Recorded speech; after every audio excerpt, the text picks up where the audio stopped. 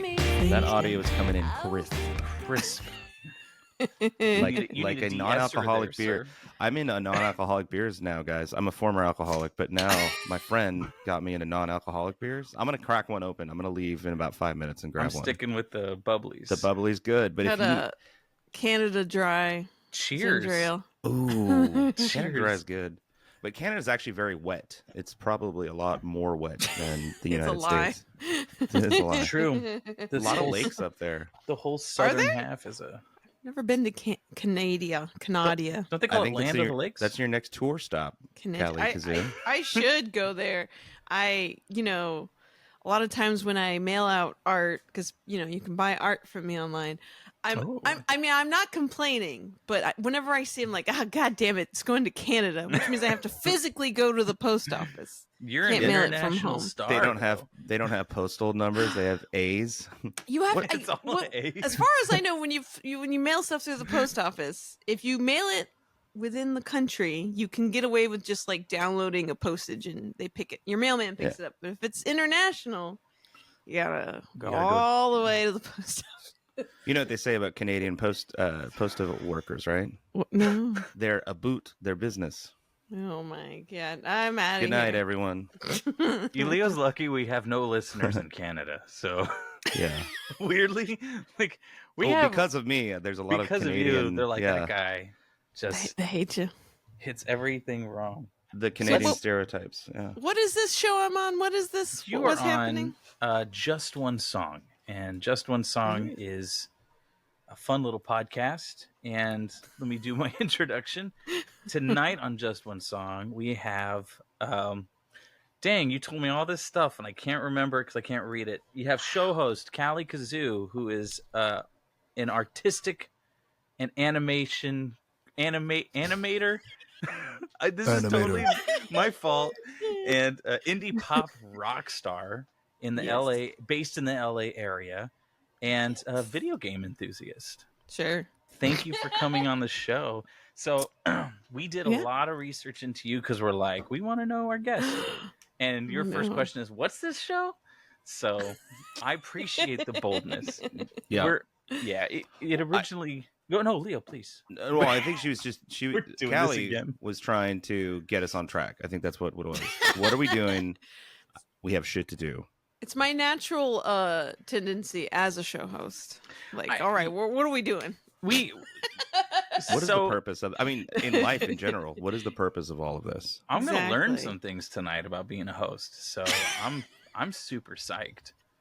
I'm taking notes. You need glitter background. A lot more glitter. I like it. And is this the famous Seafoam that I've heard a lot about? Is this the? Yeah, although I wish it's not. It comes off a lot darker on camera. Is that in actually real like life. Seafoam green? Like my on your headphones, websites and stuff? The microphone, and the light's hitting it. I heard that you have a Seafoam green Carvin guitar amp. I do. And a Seafoam green matching guitar pedal. And I would like to see these. I heard these rumors. The amp I don't have on me at the moment. It's broken. You don't just carry it. Broken so many times. It's because it's a tube amp. Yeah. And anytime it got moved around in the wrong way, just like whoops, it's broken.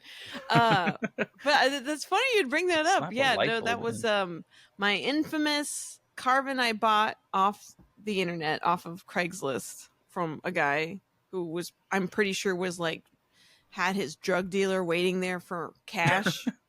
Was like selling his amp to get cash. The black market guitar amp trade. Yeah, oh yeah. Because it was a really nice amp for really cheap, and I was like, he must be desperate. And then I met Paul Frank online, the famous designer, and he offered to build me a guitar pedal board because he never had built one before, and he's like, that would be fun. And he offered to take my amp and recover it in the same matching Seafoam glitter vinyl. That's freaking rad. That's Paul Frank. That's pretty cool. A lot of people also, I see my guitar strap that he made me. Oh, I dig it. And I have another one. Oh yeah. Oh yeah. I'm thinking because I didn't know. I was reading Seafoam, and there was a lot of Seafoam involved in the research that I did before this evening. Nice. And I don't think I knew what Seafoam was, like color wise. And now I've been educated because there's a lot of Seafoam going on. It's some people describe Seafoam differently. Some people are literal because Seafoam is white in the wild, technically. But it's supposed to evoke a sort of beachy color. Not quite blue, not quite green. So like turquoise, but lighter. Did you grow up around the beach? Where does the Seafoam come from? Yeah. I grew up like El Segundo, Manhattan Beach, San Luis Obispo, Morro Bay. It's definitely California girl. SoCal babies up here. Yeah. Oh yeah? Yeah. By way of San Diego, but I live in Portland, Oregon now, so I'm far away from different. Seafoam. Corona. Well, Corona. We all know Corona. Yeah, Corona's not the beach. San Diego. That's like me saying Disneyland, but I'm Garden Grove. Hold on, Kurt. No, you're messing my backstory up. I was born in San Diego. I'm sorry. Tell your tale. Right on the border. Give us the lore. No. I was trying to make a connection with our guests. I'm sorry. You are the admin. No, Seafoam, I like it, and it does evoke a lot of like nostalgia. I was just in California for 2 weeks on a trip to see a bunch of friends, and my old band had a reunion show in Corona, and Kurt drove out to Corona, and I had a lot of nostalgia the entire time. We went to Laguna, and we went down to went up to PCH. Okay, yeah. You don't get so up here I live in right Oregon on PCH at some point. What in Manhattan Beach? It is PCH, but they call it something different when it runs through Manhattan Beach. They lived give in it a El different Porto. name. El Porto. It's right where the like shit factory is. You know the LA waste plant. What is it called? The Hyperion. The Hyperion plant. Hyperion is so much more like professional. I like Shit Factory too. That's where all of LA's shit goes and gets processed and then dumped in the ocean. And sold at Dolce and Gabbana. It's also where they shot a lot of weird sci-fi films. What was that one with Charlton Heston where he's like Soylent Green. Soylent Green is people. Yeah, like Soylent Green is people. Looks like your background. That's where I was. Perfect. The beach background, full circle. Seafoam. Seafoam's also. People. I'm pretty sure if you go to these little beach towns up and down the coast, those like Cayucos. All that stuff. They sell like saltwater taffy and fudge. Oh yeah. My wife got me into Seafoam, and it's like this crunchy, crispy honeycomb thing covered in chocolate. Oh, I've not had that, and I definitely need to eat that now. Isn't that just I'm gonna drop honeycomb? it in the chat. Or is it different? It's not honeycomb. It's sugar, but they call it honeycomb. Everything in America is sugar. I'm made out of sugar. Don't pour water on me. I'll disappear. That's why you're so sweet, Leo. That's why you're so sweet. So you mentioned you have a band. I do, Had a band, yeah. This was, yeah. You have a new one. Sorry, why were you down in Corona? I was in Corona for a reunion show for my. I want to move my. I have a very precarious situation with my setup with my microphone. So if I move my computer, I'll lose my audio. But I schedule these meetings for like an hour and a half, and then we're like talking till 2. So no, that's not happening tonight. Yeah. No. Yeah. I don't think Arthur let Callie needs to put her Seafoam. What are those called? Sweepies. What are those things called? Oh, the eye mask. Eye mask. There it is. Yeah, I have the one from what was it? Breakfast at Tiffany's, where it's Seafoam green with gold eyelashes. Looks like your eyes are closed. Way ahead of you. Where did you get that?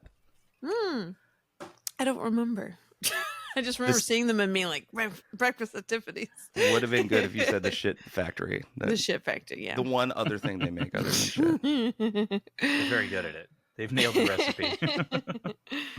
No, but yeah, I was in California, and it was very nostalgic. I haven't been back. I've been living in Oregon for like 7 years, and I was listening to your music today, so I was even more inundated in nostalgia because it has a very Southern California pop jangle, folk punk kind of feel to it.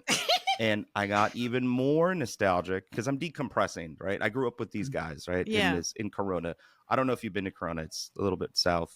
I'm trying to. I've definitely heard of it. What is it next to? The Shit Factory. Is it? Wait, is it inland? It is the Shit Factory. It's Inland Empire. Yeah. Oh, okay. I've definitely driven through it. You sure have. Everyone has.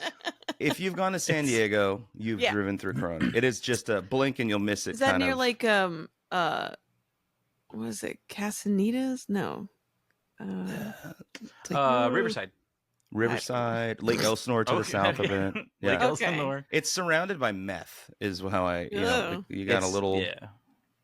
It's a very methy place to be. Yeah. The original, I think they were originally going to shoot Breaking Bad in Lake Elsinore, but they were like, it's too dangerous. We're going to go to New Mexico. No, it was too expensive. Really? Oh, yeah. That's too expensive. Probably that too. So they went to Albuquerque. Because why not? Shoot in Palmdale. Yeah. Even Big Bear. Big Bear is a lot of meth stuff in Big Bear. Really? Weirdly. Yeah. There's you think about if you drive down the Redlands side or the south side through Barstow, there's so many you're right. little offshoots going off the main road. And my grandparents live up there, and whenever we come home, like there's always something creepy going on at night. Oof. So you see like someone with their motorcycle broken down and you tempted to stop, but you're like, keep going. Don't do that. No. Help me fix my Harley for a meth rock. No. I don't know. Is that how they talk? They should rename Big Bear. Rename Big Bear to Fast Big Bear. Bear in accent. No.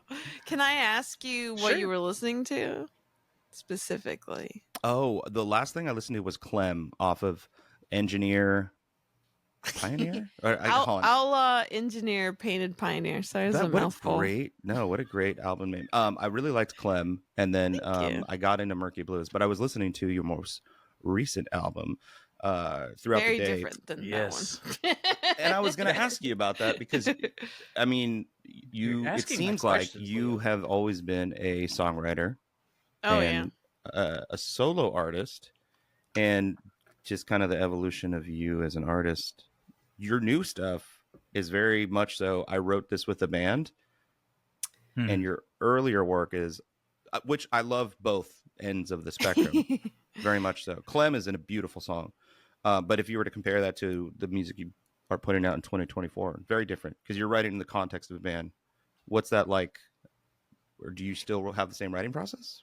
It's weird because my process for writing a song has never changed. It's just like I've gotten more like fancy by like working with fancier people or fancier equipment, like the Carvin, or having like cool musicians where I can be like, do something like this, like bleep bleep bloop, or just be like, whatever you think sounds good to this, But I've never really changed the way I approach songwriting. Like I've never been one of those people that's been super collaborative in their songwriting process. It's always just been me alone writing a song, and then I show it to like other musicians and go like, what do you think? And they're like, it's too long. And I'm like, no.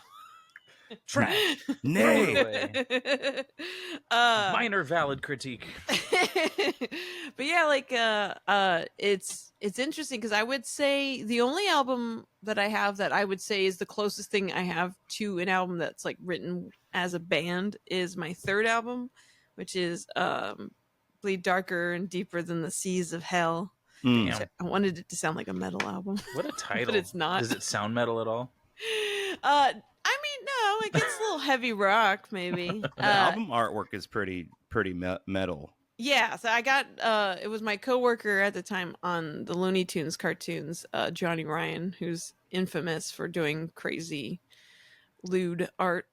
Very Cthulhu. Cthulhu coming out of the depths of the ocean to destroy all society. And then I made it Seafoam because gotta make it cute.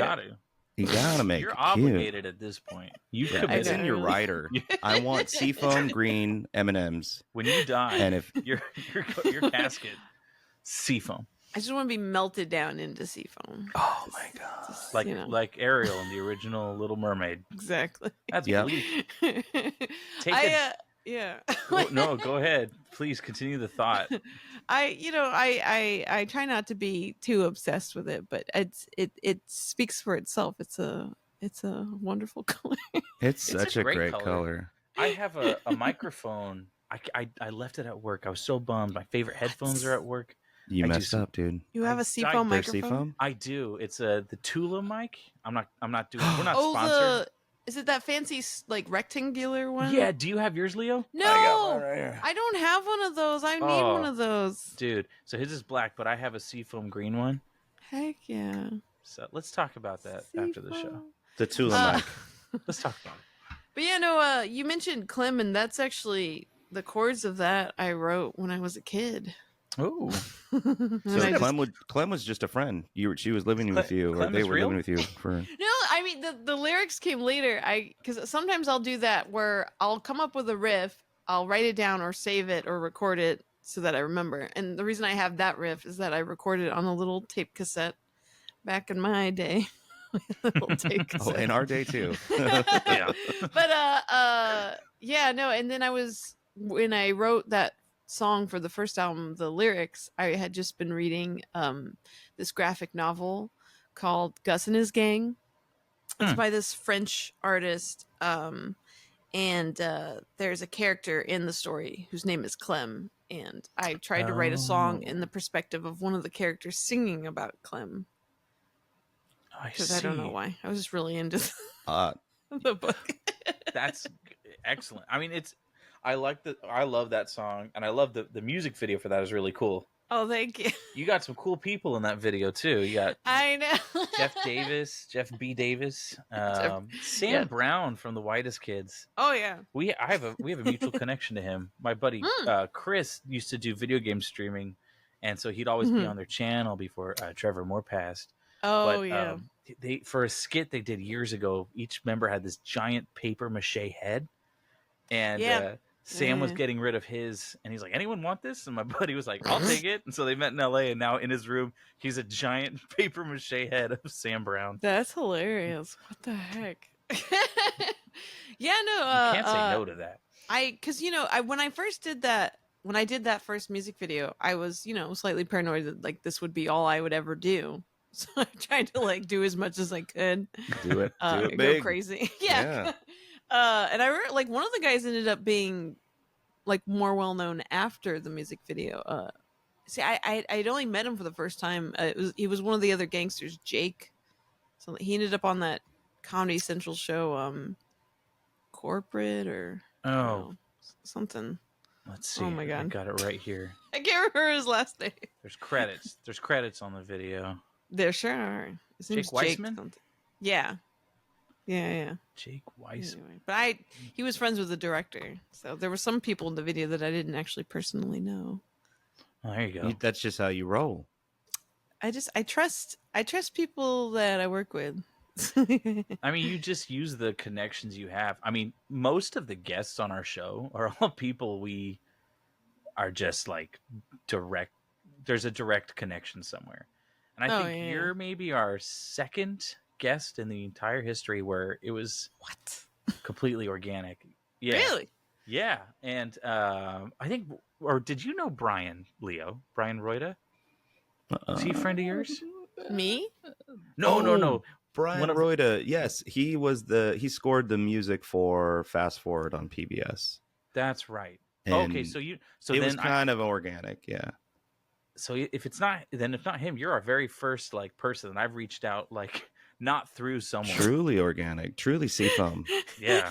The water lapped up on the ocean of possibility, and Seafoam was frothed over. It was perfect. I heard a Take a Dive on the top 10 shoes joke episode of Harmontown, which is probably one of the funniest episodes of that show. And I was like, I'm digging this song. And I was like, looking into it, and I was like, I listened to it for like a week straight. I mean, other things, but I mean, I threw it in my playlist, and I was like, I gotta look into this artist. And I was like, Sai, you're an animator. You're just like totally in nearly every aspect of the music industry. I'm like, I need to see if we can get her on the show. And I sent you that email fully expecting to be like, nah, I don't have time. And then you're like, yes. I'm like, oh no. I don't know if we can. I'm sorry. Yeah, no, being on, because I think they played a few of my songs over the years on Harmontown, which is very pretty helpful. Cool. That's pretty cool. I would just bug Jeff, like, hey Jeff, could you play a song? Because he's just playing whatever, so I'm like, might as well play my stuff. He's a great music supervisor in general. He's always got great stuff going. he's very talented, and he's a great karaoke artist. Let's get him on the show. I'll reach out. No. Yeah, no, and I would go to the shows a lot too. I ended up, for a while, Spencer was my roommate. Not that long ago, I moved in with my boyfriend. Hell yeah. Really? Yeah, because I met him because I needed a roommate, and I met him through, because I knew, so the person I knew first was Harmon and Schraub. And I met Jeff Davis, and then Spencer just, after that. I actually went to the very first Harmontown that was not recorded. It was just Harmon alone in the back room of Meltdown yelling at us. What a show. It's like 2011 or 10. He's like a modern day, like Homer or Plato just standing on a box shouting his thoughts. It was like a soliloquy, a Macbeth soliloquy, Shakespearean in its grandeur. This man needs a show. He's like, I've already had one.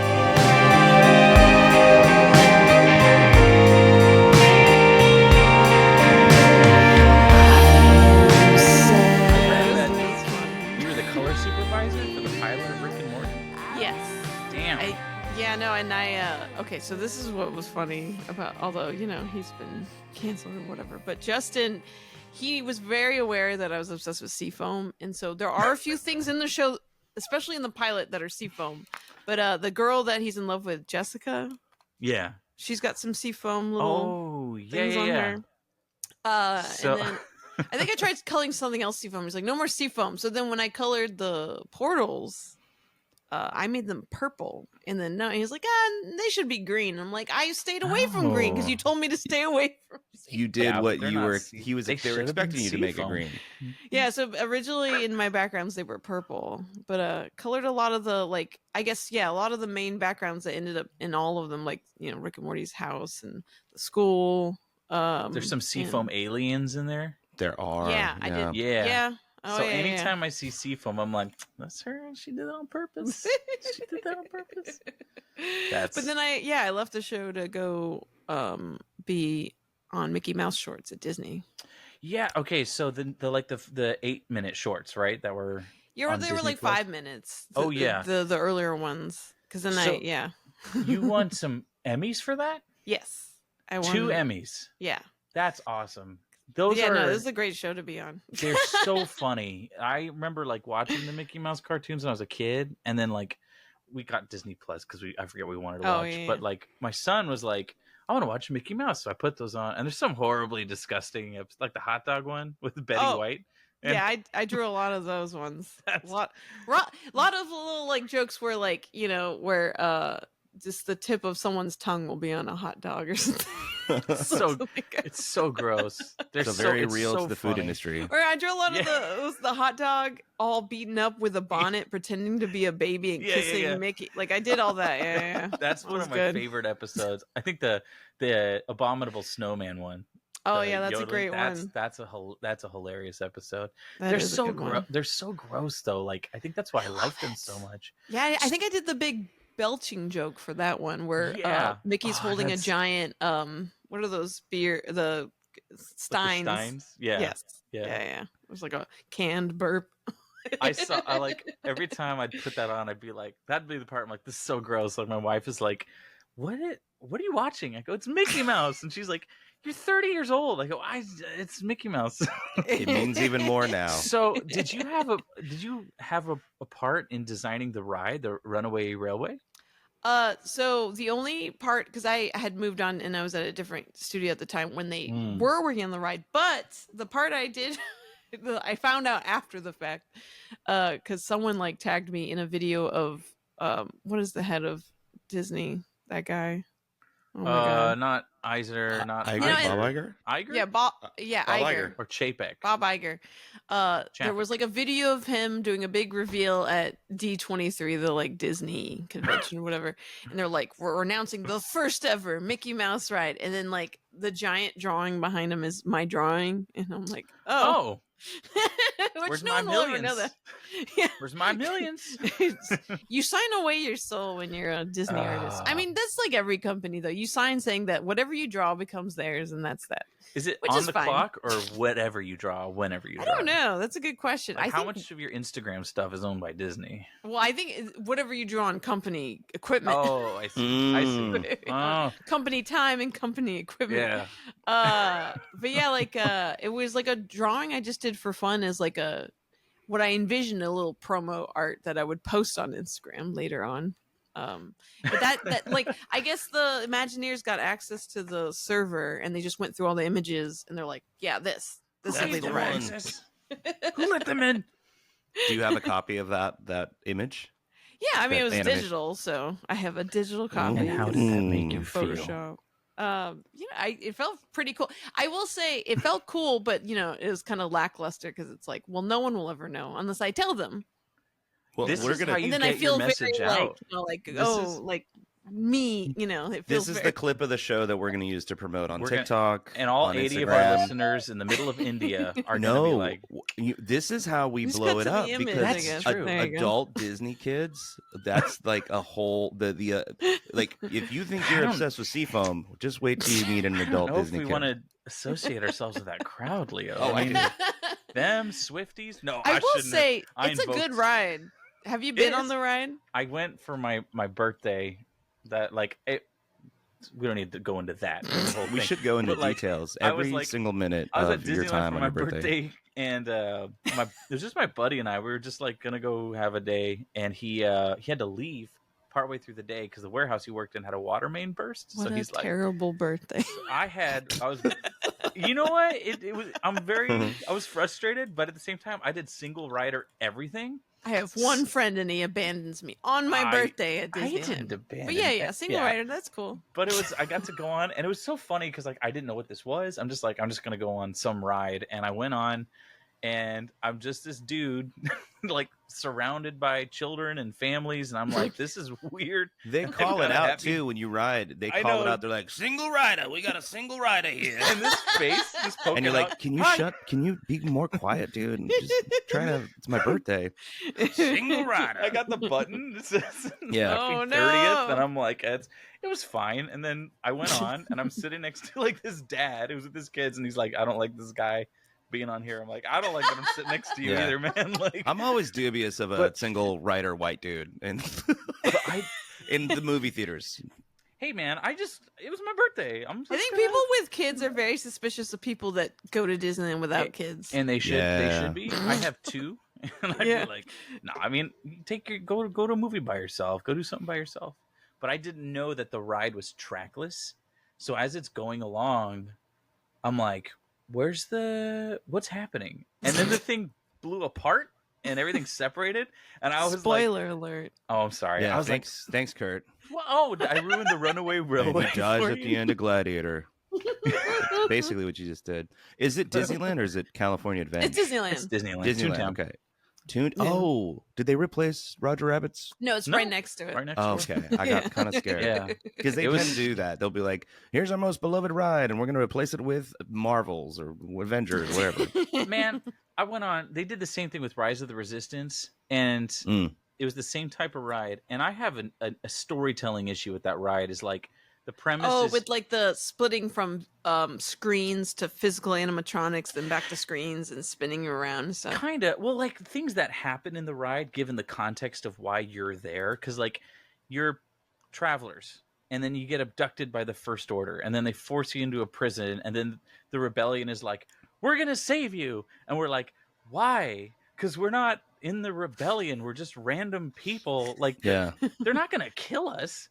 Right, we're just people. Wait, anyway. I thought there was like a spy among you guys. No, that's why. I thought that was in the what replaced Star Tours. I think they copied the same idea. I think I think that's why they justify it. It's the same reason. Like, we have to get our person on the inside out. Yeah. So there's a part in the ride when you're like being, your car's been hijacked by the rebellion, and you're like being taken away, and you look out the window, which windows on a spaceship is like a screen door on a submarine. It's not good. There's so much radiation getting in, but you're looking out, and like a transport ship, which not I'm not a huge Star Wars fan, but when I was a kid, I knew enough about this.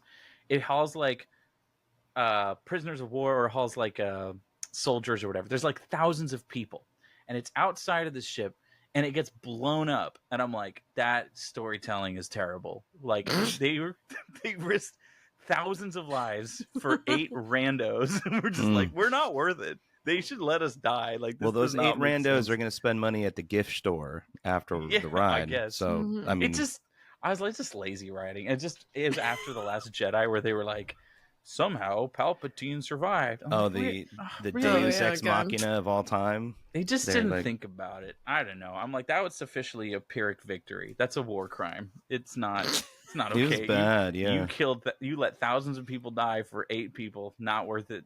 Not worth it. Just kill us. And then, it was cool. It was cool because nothing's on a track, but yeah, I don't know where I'm going with this. The moral of the story is that you sound like a Disney adult.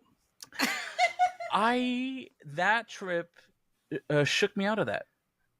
I had a lot of fun. But I was got beat up by a dad. It was the first time I'd been in over 10 years, and like I was like, I kind of, not that I grew up going to Disneyland, but I went a lot when I was younger, back when passes were cheaper. And I went, and I'm like, I don't need to go for another 10 years.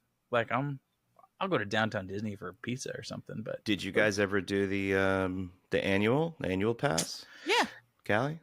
Yeah, back when it was cheap. Yeah, right. But there was an incentive to go. But then when I was working at Disney, you get the pass. But the pass used to be a lot better. From my friends who work at Disney currently, they're like, there's so many blockout dates. It's like basically, not what it used to be. And it's falling apart. Like the rides are just falling apart. Are they really? Yeah, they're always breaking down. Animatronics aren't working. They're going rogue and stabbing people. I was escorted off of rides like 3 times, and I was there. Well, that's because you were by yourself. Yeah, because they kept breaking down. They're like, we shouldn't have let you on. I'm like, single rider. They go, yeah. You're making everyone uncomfortable. I'm surprised they don't like shut down the park more for renovations. They almost never shut down the park. I think the pandemic was like the only time, and I'm surprised they didn't fix things more during that time period. Well, like that was like Bob Chapek was in charge, and he was like, we need to maximize profit, and they cut costs everywhere. Everything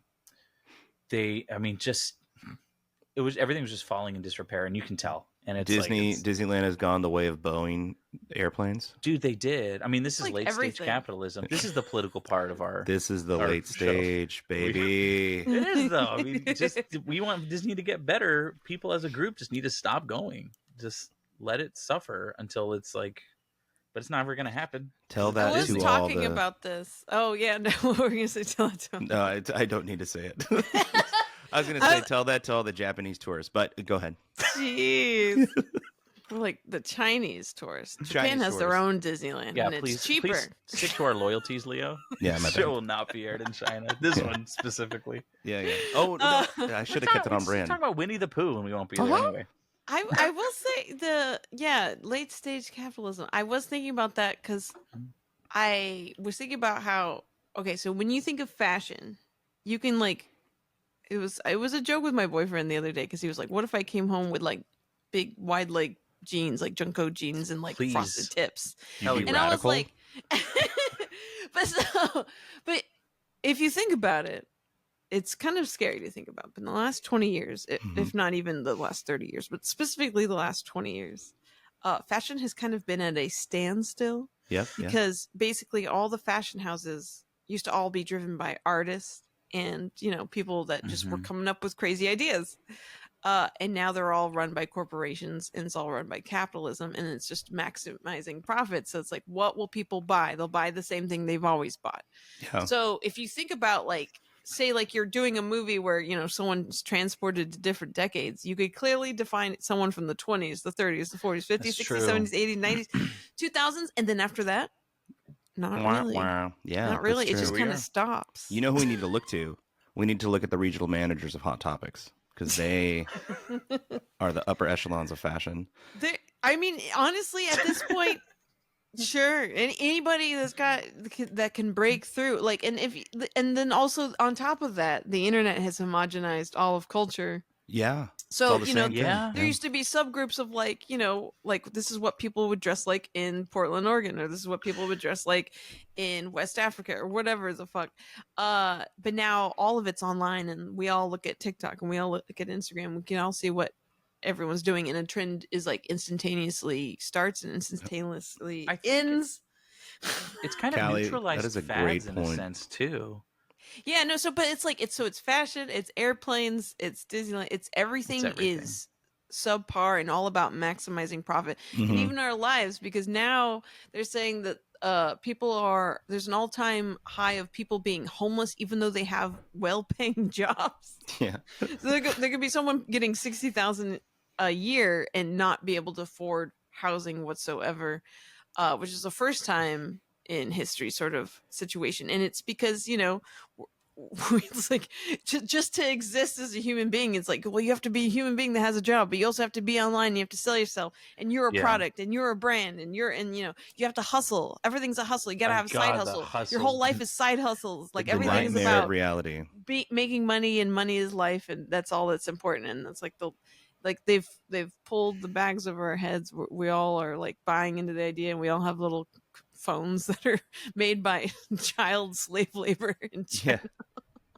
And we're all and that like that's also why like Jon Stewart like quit his like Apple show. He was like, well, if I can't criticize China, then what's the point of this show? Like, that's if I a good can't point. Yeah, say whatever I want to say.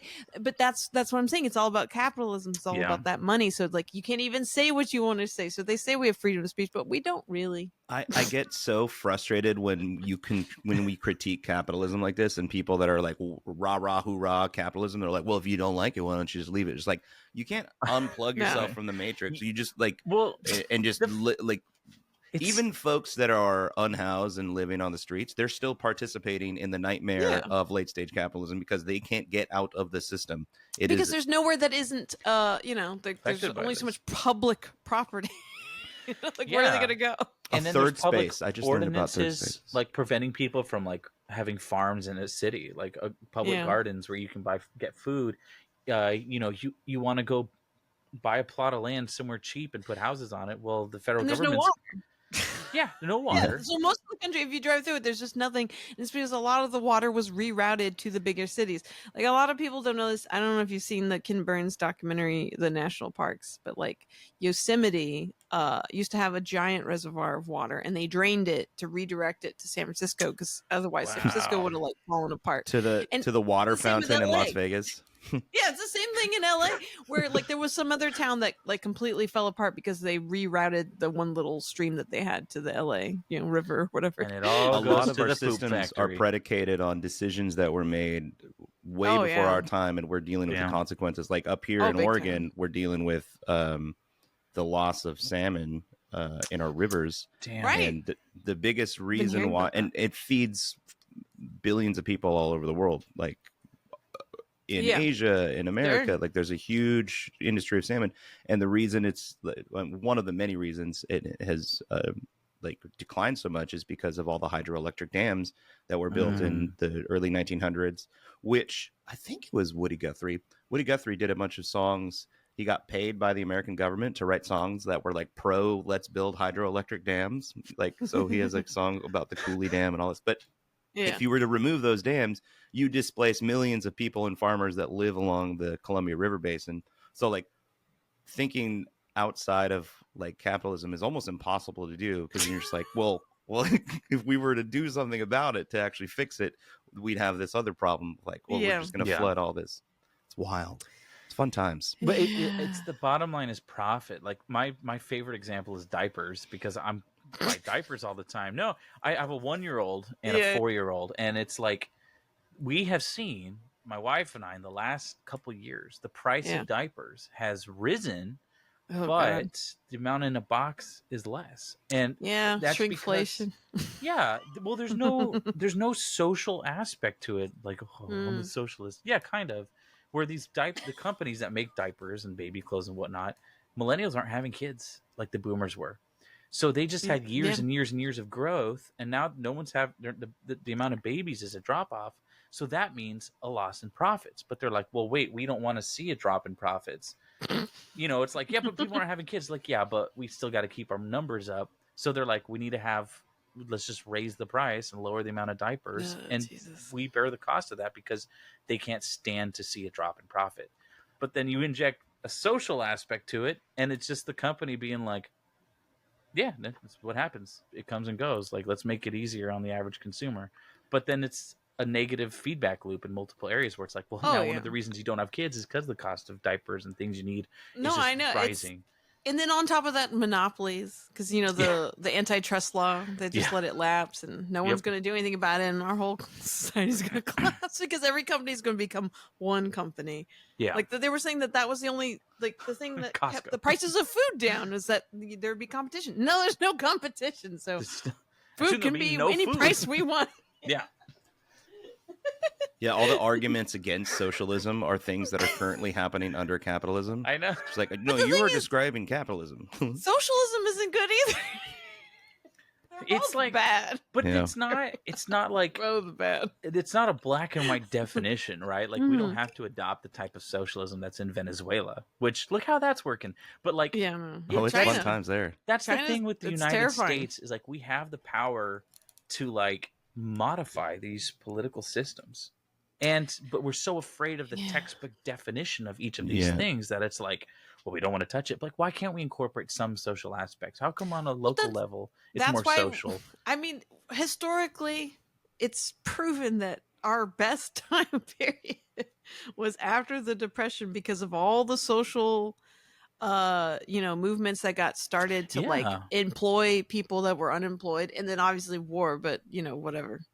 We don't need that, but but like, then they want to get rid of that's an always on thing. Like Social Security we got because of the Depression. Like so many good things came out of that, and so I feel like we're probably going to have another Depression before we get all the good things again. Haven't we had enough in the last 15 years? But I mean, like, it's going to have to get worse, apparently. Have you guys Star Trek fans? Not to. I can't name episodes. We didn't answer. No, I mean, yeah, that should have been. We didn't answer the correct. So there's an episode of Star Trek Deep Space Nine where they go into the future, and it's like now, like it's exactly this date, like August 2024. Yeah. And it's like it's them walking through like homeless encampments. It's like this is what it's like everywhere in America. It's like, oh god, this Spot is on. Like, oh, this is like terrifying. Like they like predicted it exactly, and that was what needed it to break society and to be like, you can't. It probably won't. I mean, it's so easy to be like, just burn it down. Just no revolution, start everything. Like burn the house down. But it's like, man, there's kids living in that house. Like, how? But if everyone stops having kids, then we don't have to worry about it. Yeah. Or just raise your kids. And then there's only one diaper in the package. And it's for me. Because I've made poopy because I don't know if I'm going to be able to pay my mortgage. Yeah, how's Depends handling the recession and economic collapse? You asked me if I shit my pants. Did you shit your pants? Depends. Oh my god. I saw that.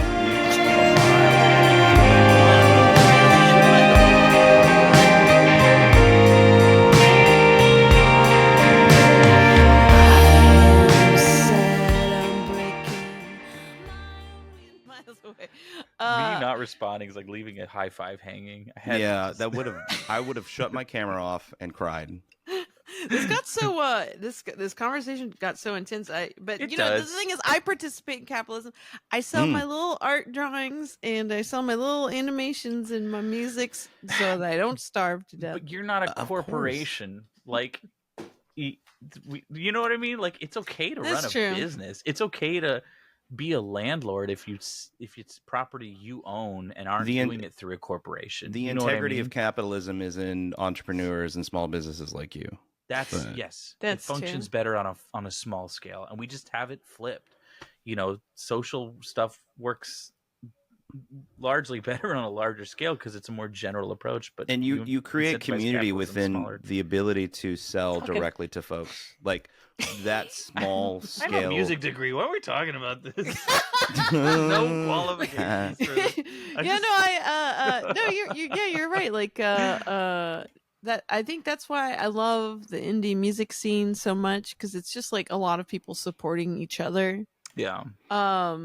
Like my first album that you mentioned earlier, Outlaw Engineer Pain Pioneer, that was recorded by my friend Tommy Meehan, who is now a member of GWAR. No way. Yes. GWAR. What's his stage name in GWAR? Oh my God. Tommy. Wait, we gotta pull it up. Oh God, I gotta Google it. Oh, he's gonna be so mad. I can do it. No, he's not gonna listen to this. What? No one does. He doesn't have time. Squid Pisser? No, that's a band. No, oh yeah, that's his other band, Squid Pisser. He is Cancer Christ. Yeah, he's also that's Cancer Christ. Oh, Grodius Maximus. Grodius. I wanted to say that, but I didn't want to be wrong. So we recorded that first album in his kitchen at his old apartment in Silver Lake, and it was just him and me. Like, we did the whole thing for the most part. I think Rob Schraub sings on a song, and then Mike Chillian plays accordion on two songs. Zebko maybe plays. So Mike Chillian and Zach Zebko are from the Mangs, which is Tommy's other band that I also played with. You toured with them, right? Yeah, I would like open for them a little bit. Never went on like a full on tour, but I was on their EP Storms Crashing Our Vessel or something like that, and I had them do a cover of a country song from the Andy Griffith Show that I really liked, and I was like, I don't know. But around that time, I was like, good choice. When I recorded with Tommy in his kitchen, I was like, I want to record an album. He's like, I can record an album. And that's how he talks. That's how he talks. That's how I talk. It's very nice to meet you. Pre Grodius Maximus years. Oh yeah. But he was always destined to be a huge musician, because he's just like, he can play any instrument. He's just a genius, and he's so kind and sweet and just amazing. And my band Kali Kazoo, or me, I guess, is on his record label, Sweatband Records. If you want to look up Sweatband Records, and we're like the only one on there, I think, that's like, we're the most soft of all the bands on there. There's a lot of Seafoam, so everything else is. He's got good taste. Yeah, it's so funny. There's like Squid Pisser and like, what the hell else we got here? Arctangent Fest. Cancer Christ, and then Kali Kazoo. Oh, DJ Petite Sac. No, Embryonic Petite Sac. Embryonic Petite Sac. Melting Bodies, Def Club, Hurt Hawks. Yeah. And then where are you? Probably at the bottom. Ortsmog. Oh yeah, you're like, no, not quite at the bottom. Oh, okay, good. You're right next to Honda Days. You know, that's the beauty of indie music. Shout out to Honda Days. Honda holidays are coming up. I celebrate Toyotathon. Yeah. Oh, sorry. We got to mention. They're trying to take Toyotathon out of the holiday. Oh my god. They're coming for it. That's such a full album. That is true bedroom pop. Like you just did, or I guess kitchen pop. Like kitchen pop. It's such a full. It's so elaborate? full. Oh, thank you. What's kitchen pop? Kitchen pop. I mean, I'm learning Callie tonight. Just described what kitchen pop is. Did she literally just say? Well, we recorded it in his kitchen, but also my vocals were all recorded in his little tiny closet that felt like, if you were claustrophobic, that would be your nightmare. I was trying to find Grodius Maximus and like Sweatband. I was doing research, so I missed the whole kitchen pop conversation. No, that's fine. You didn't miss much. But yeah, no, my last album, I think, is the thing I'm most proud of. So I think I got distracted because we got distracted by, I was describing the art on the third album. But the third album, I'm going to go back to the top from like 30 minutes ago. Yeah. Bleed Darker and Deeper Than the Seas of Hell is, I would say, so that was my first album that I did with producer Toshi Kasai. I would call that the closest thing I have to like a band album, because most of the songs like kind of came to fruition with my band and we were playing them live. Yeah. Whereas my last album, most of that was just songs that I like wrote in my room, and then I later got musicians at the last second to like write something to this. Quick, we're gonna record it tomorrow. So like a lot different. It's so good. They're both so good. You. I put them on. My son likes it. On my oldest. Yeah. I don't know how the 1-year-old feels. He doesn't communicate that well. But like we're driving out to get lunch with my mom today, and I just like nice, perfect music. Yeah, no, it was. I mean, at the old spaghetti factory, but we put on spaghetti factory music. That's my new tagline. You should play at your local old spaghetti factory. The Mazithra special. Do they still have Mazithra there? Dude, that's their thing. Like that's they make their number one. I've never been. I've never been. We should have had this podcast at an old spaghetti factory. We have one in Portland, so if you guys want to go, I'm Italian, so I'm very critical of Italian. Yeah, it's not yet. If you remove all expectations, you'll enjoy yourself. It's just like the old world. Yeah. Oh, okay, so you were with your mother and your child. Well, no, we were driving over, and I just had it in the car. And he was like, he's 4, so he was like bobbing his head, like he's dancing, and he hums along and sings along to stuff, and he was that's so cute, totally digging it. And I have to be like, "You like this, Oliver?" And he's like, like take that thumb out your mouth, or you're getting your braces.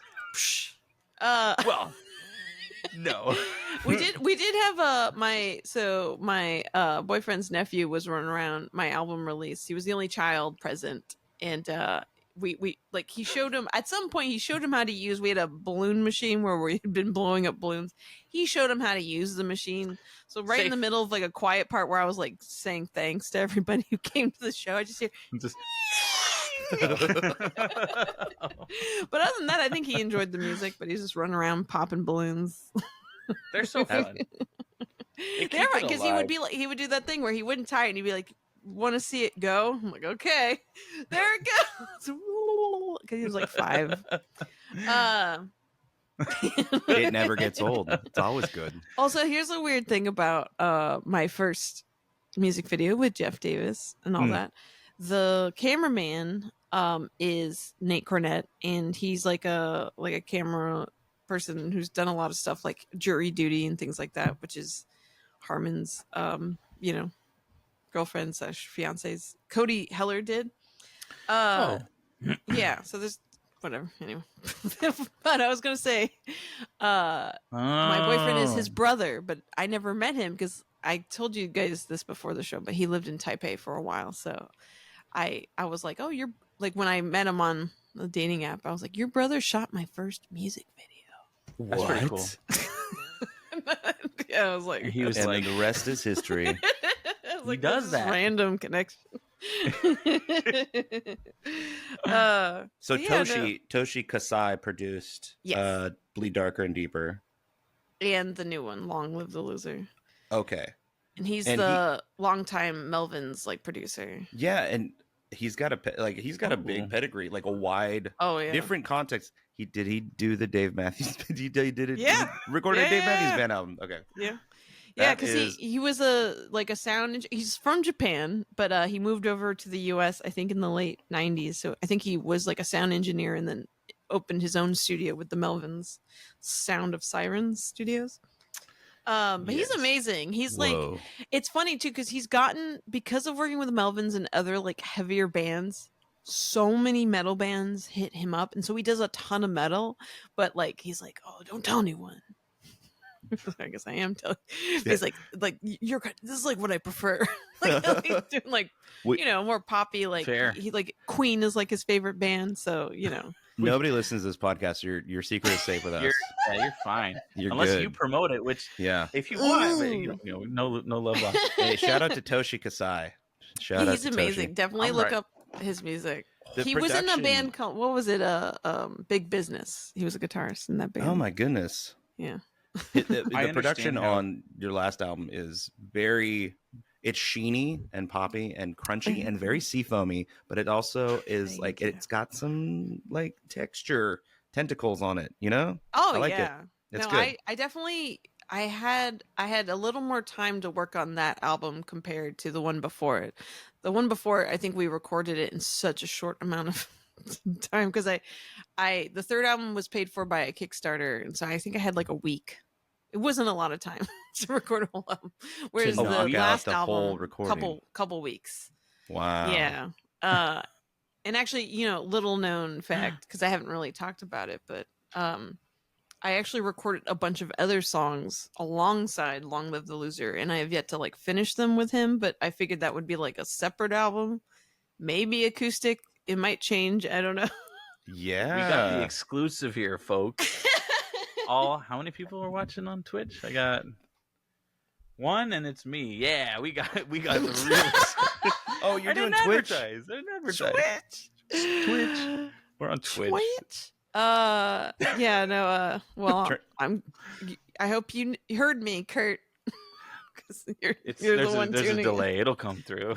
But yeah, no, I will say I gotta start. I'm trying to start to play more shows.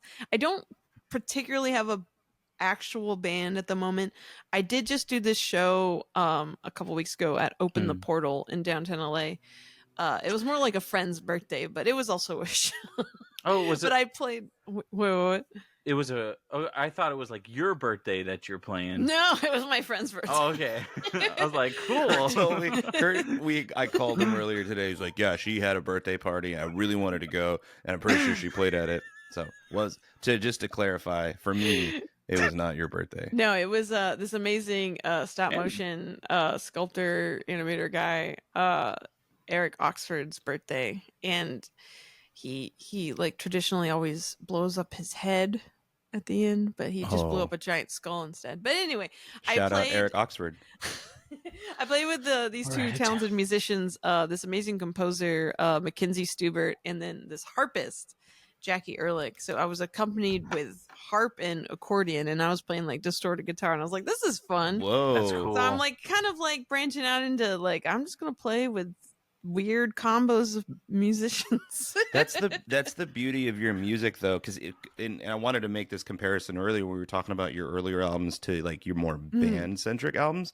Your songs stand alone on their own, just with you and a guitar.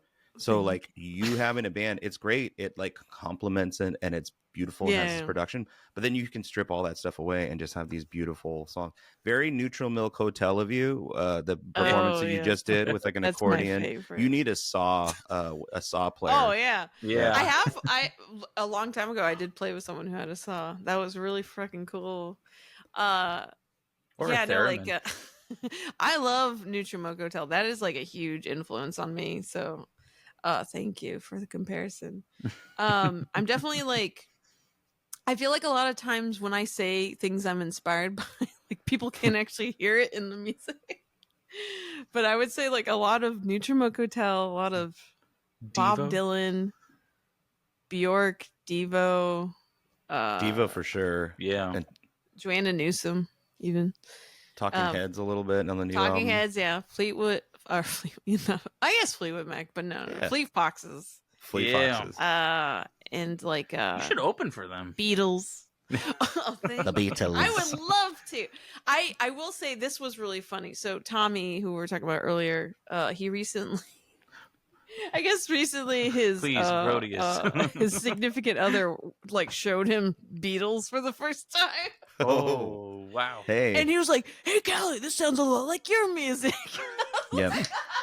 Do you know the compliment that is? I greatly inspired them. Yeah, they were heavily influenced by me. I'm just like that. That's my music transcends time. Yeah. I was like, well, now you found me out. That's just a bunch of Beatles chords and stuff. I would say, yeah, my music's a heavy influence of all the things I mentioned, but also video game music and Beatles. Chords I learned from learning video game songs. You could take a lot of your music off your most recent album, Long Live the Loser, and just instrumental, and it could be video game music, 100%. I mean, instrumental too, but vocals you can throw them in, but it could be video game music, 100%. I would love to do, if any video game people watch this retroactively. That'd be a cool video game character. You navigate different parts of LA. The Poop Factory level. I play that game. indie musician. You start at the Smell in LA in 2012. I worked at the Smell when I was a teenager. God. Did you really? I worked the door. Yeah, I would stamp hands. a legendary but atrocious venue. Oh yeah, I mean there was always like dead rats. I remember. So I think I had a band it was like the time between high school and college, or first year of college. Jim Smith, who owns The Smell, I had a band with this guy, Joseph Gusti. I don't remember. I met him at The Smell, but anyway, we were the first people he entrusted keys to, and we got to practice in The Smell during the daytime because we didn't have a practice Smell. And it smelled even worse during the day, and you'd have to move the dumpster out of the way to get to the gate to open it, and there'd always be human excrement in front. A feature. Of the dumpster door. It's pretty awful. In a video game, that's your starting level, and then you slowly get like, oh hey, we got sound panels and like acoustic treatment, oh my God, and then you know how you level up. We literally would get like old newspaper out of the dumpster to like lift the poop, so it wouldn't be in. That's how Jim locked the door extra. It's like, I don't want to break into this place. Poop everywhere. It is like Skid Row. Yeah, that's true. Emphasis on skid. You know, the skid marks on the all cement. of LA is Skid Row now. Yeah. I used to work at Warner Music Group, and like was in Burbank. No, their LA office in the old Ford factory. So I worked for Warner Chappell in their legal office, and that's a whole. I won't talk about it. That's a whole thing. But like, I'd take the train up 2 days a week, and then you'd get on the shuttle, and it was like just down past every terrible place in the arts district. And then you're at this building, and they have like former Secret Service are like patrolling the entire outside of the building. It was crazy, but it was just so odd to see that disparity between like they were turning the old Nabisco factory into like luxury apartments. Right. It's a very bizarre. Again, clown world we live in. There's my band up here in Portland. My bassist is one of my best friends. His name is Jay. He's Cajun. He grew up in Louisiana, in New Orleans, and he survived through Hurricane Katrina. Oh shit, yes, that's one. And he has a theory on like, this is after we've imbibed on the Seafoam colored herbals. So the Kali Kazoo. There's definitely Kali Kazoo. Kali Kazoo. Spelled the same. That's the name. That's the sequel to Long Live the Loser. Kali Kazoo. And then you have Wiz Khalifa do I like it. Guest appearance on it. Just anyone who has Kali in their name. Kali Yukis. Okay, continue. You were high. Kali, we're high. And so the theory is like, city, those that want to run the city, that are running the city, they allow the city to just devolve into this like hellscape of like the Star Trek Deep Space Nine episode. And then when things are so bad and the property prices have dropped so low, then they come up and they buy everything. Yeah, because he said that's what they did in New Orleans after Hurricane Katrina. Yeah. And not that I agree with it. I think it's a very fun thought. Not fun, but it seems I don't agree plausible. with it. I think it's fun. It's just capitalism. It is. It's I will say, okay, so I was thinking about this. I keep bringing up Tommy, but I have so many good stories with Tommy. Like, you said that you worked at Warner Music Group. So they used to be, Warner Music used to be in Burbank, and we worked in that same building before they moved to downtown LA. Because we were working on Looney Tunes. So Tommy Meehan, he's like done a lot of scores for shows and stuff like that, but he was in between that kind of stuff. So he was editing on Looney Tunes cartoons, and I was the character designer. And we were just like hanging out outside, going on a walk, and we had for whatever reason, because we're in the Warner Brothers Music building, they gave us a Warner Brothers Music badge instead of an animation badge. Huh. So there were these kids that came up to us and were like, hey, we're like a band and we drove across the country and we're trying to like, connect. And we're like, okay. That sucks, man. And so they like gave us their demo and we're like, no, we're oh, okay. They were the Beatles. It was the Beatles. It was the Beatles. It was Tom Petty, and I signed him on the spot. I don't. I don't even remember. I remember Tommy listened to it. But it was it was a super group. They were just like, they were younger than us, and they thought that we looked important. I guess. I don't know. They're like, we can tell you're new here.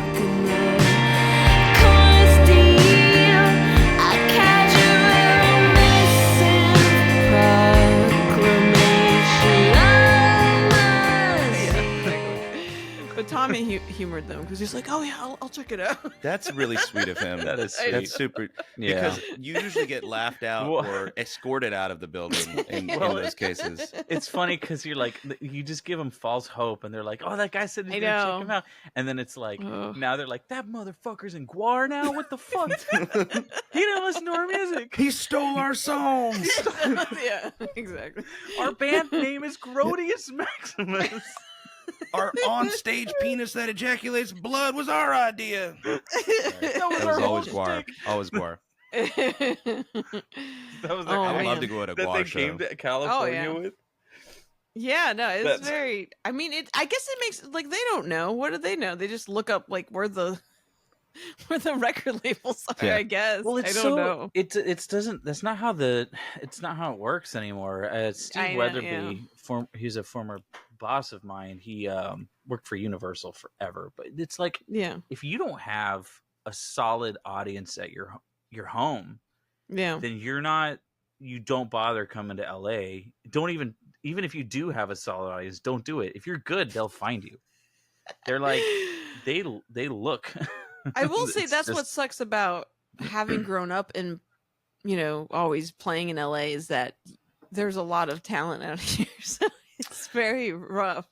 Like, it's been interesting to see that musician who I only became aware of, like, when everyone else became aware of a couple of months ago, Chapel Roan. Oh, yeah, who had been plugging away for like 10 years and been living in LA for years. And even like last year, there's footage of her singing her songs that she now plays to like hundreds of thousands of people, playing it to like 3 people in a park. Yeah. And I'm like, oh, fuck. She got her break. Okay. She finally responded to those emails from the people who will boost your Instagram.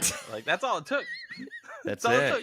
Yeah. I mean, all it took was that she whoever found out about her and had her open for Olivia Rodrigo and other people that are big.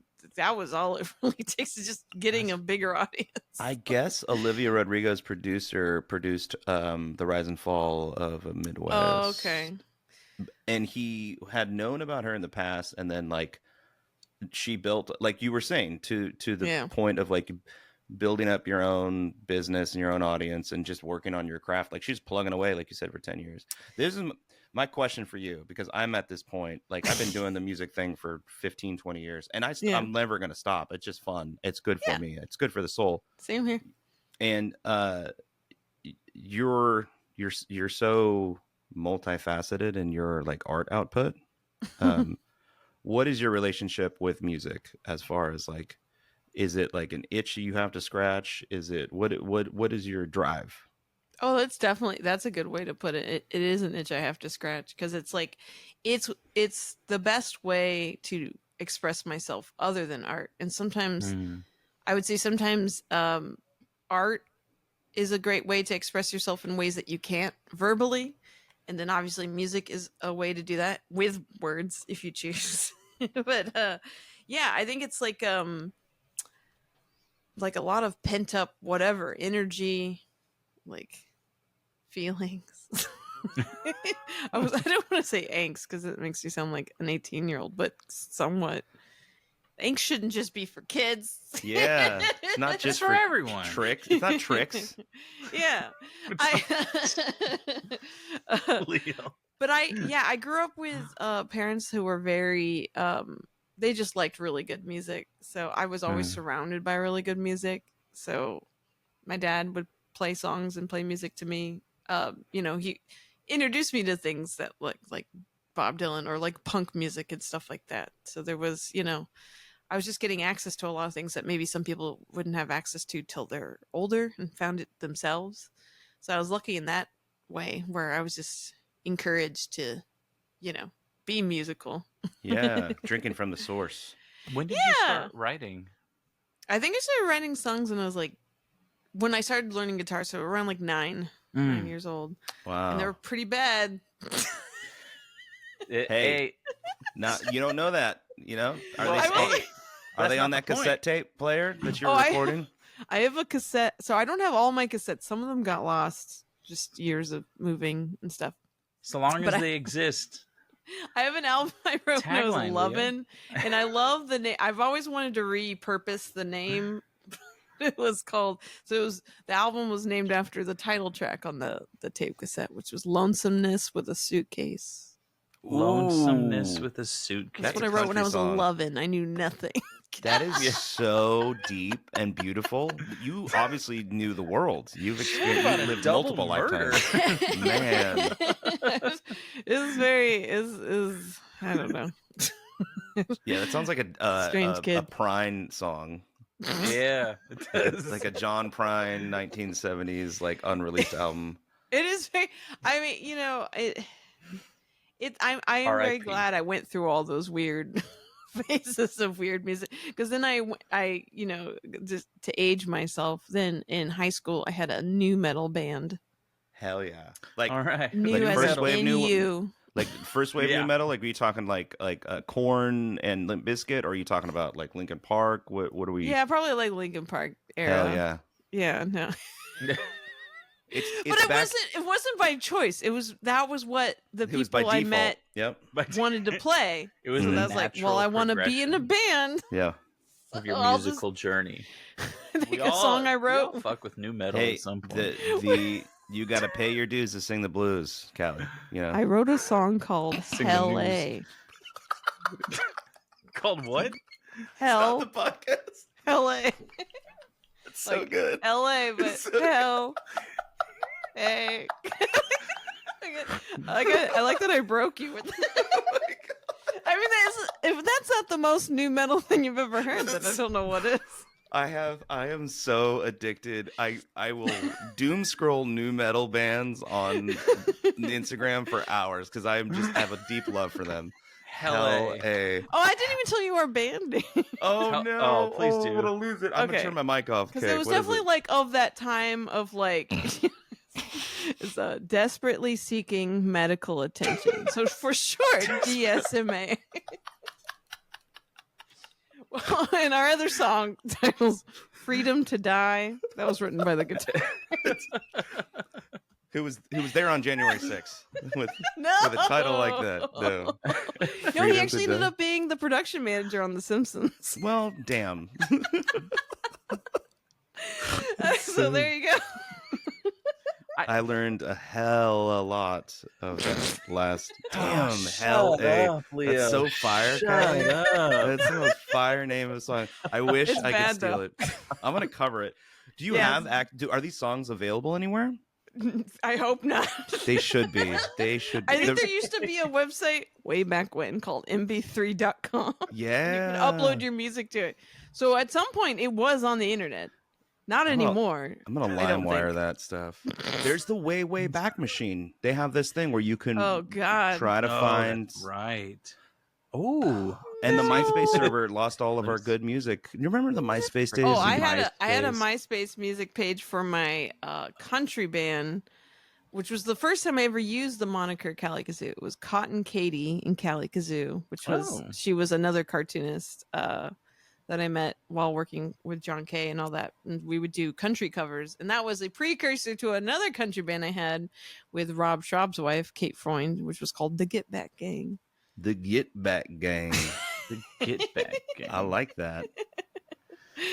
And for a while, we were always opening for different comedy and musician acts around LA, like Birthday Boys and Tim Heidecker and all sorts of stuff.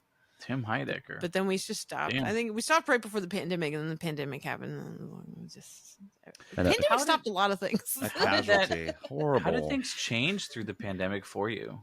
I mean, I went from having a band to not having a band. Oh, are you a solo act now? I mean, I guess kind of. Like I said, like I mentioned earlier, now I'm just playing with whoever. I will say my lead guitarist, Mike Adams, he moved away during the pandemic, and that was like put the final nail in the coffin. I lost my drummer to cancer cries. Before you said Christ, I was gonna be like, oh my God, I'm so sorry. Like, and then you said I lost my drummer to cancer. Christ. Damn you, Sweatband Records. Yeah, no, but I think it could still.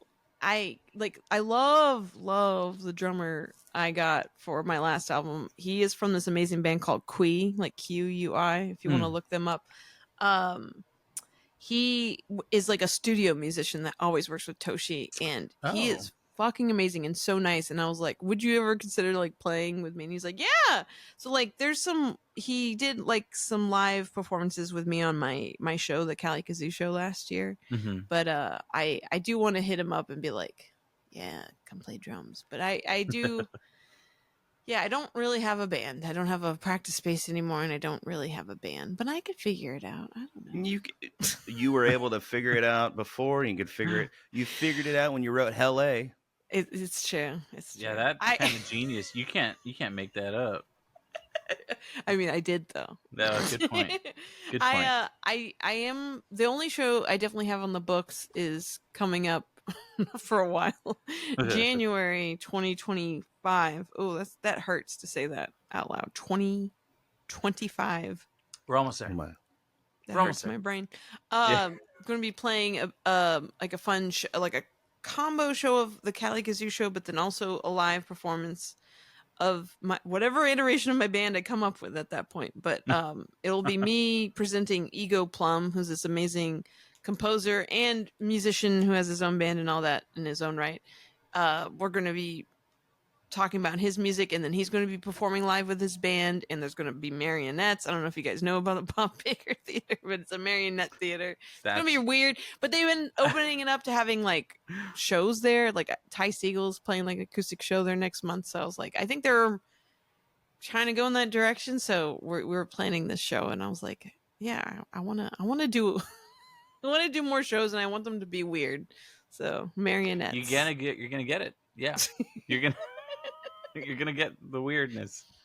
Yeah, well, I mean, see, that's the thing. I think I'm over the traditional idea of a band. Yeah, because like, I feel very Bjork in that sense. Like she was in like the Sugar Cubes, and she did the whole band thing, and then she's like, I'll just do whatever and play with whoever. And every time you'd see her live, she'd like have an accordion player and a drummer, or maybe she'd have an electronic drummer and a bassist or whatever. Like it didn't matter. Like it's about the songs, and it doesn't really matter. About the songs. Yeah. I think it takes the stress off of like needing to tour too. It sounds like because you're playing per show and rehearsing per show, and it changes every time. It is expensive. Yeah. Just everything's expensive. Yeah. Maintaining a band is so expensive. Yeah. Yeah. And you have the songs. You have the great songs that could be with whatever iteration that they're going to be within the context of a traditional band, or if it's accordion player I appreciate or bass player. You saying that.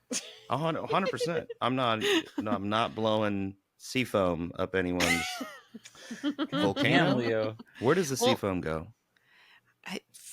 Into the void. Into the ether. As my friend he's like what is that called? Like a symbolism teacher or expert, whatever. Kali in Hinduism, that's where Kali comes from. She represents the void, which is why she's typically painted black, because she's the nothingness. She's the potential of everything and anything and nothing at the same time. Ooh, yeah. So there you go. Seafoam, the void, Kali. Well, damn.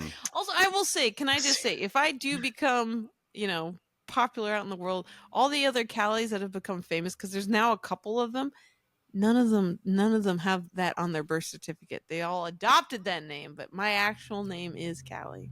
It's not short for anything, just straight up. No, just Kali. Hell yeah. Hell yeah.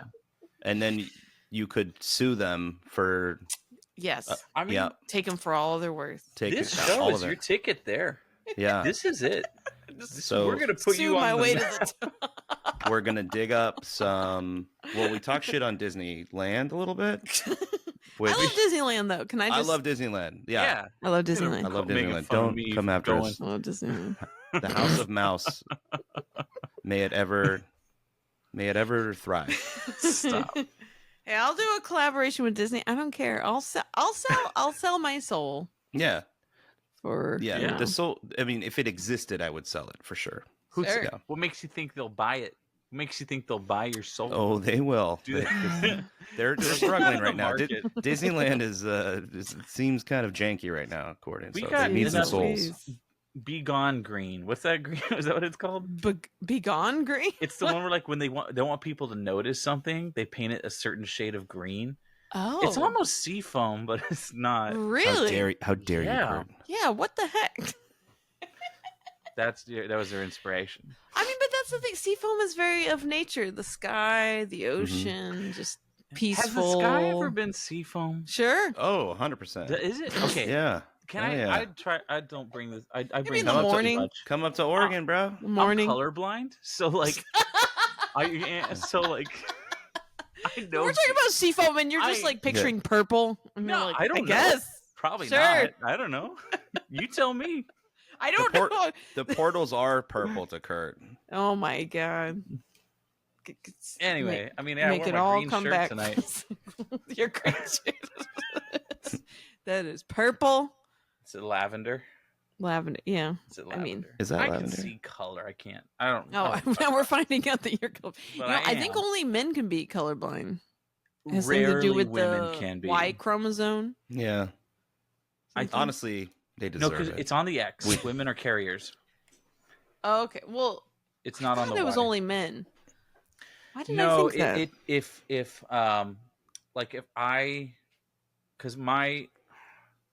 I was reading, there's very specific circumstances. It's extremely rare, but women can be colorblind. Wow. But it would have to be like, because my sons are not. Oh, I just thought of an example historically of someone that was colorblind that was a woman. Who? Helen Keller. Oh, okay. Shut up. Wait, no, she was blind. Motherfucker. Sorry.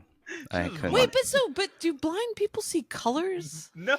What do they dream of? Yeah. I mean, but like we don't know what. Maybe they see some sort of, because there's different levels of blindness. Because like I do know that like Ray Charles could see light.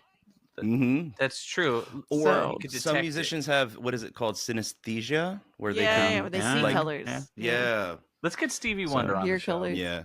Let's be less ableist. You know what's funny? Let me try to be less ableist. Yeah. We probably could get him on. I'll just run Stevie into him Wonder? at NAMM. No.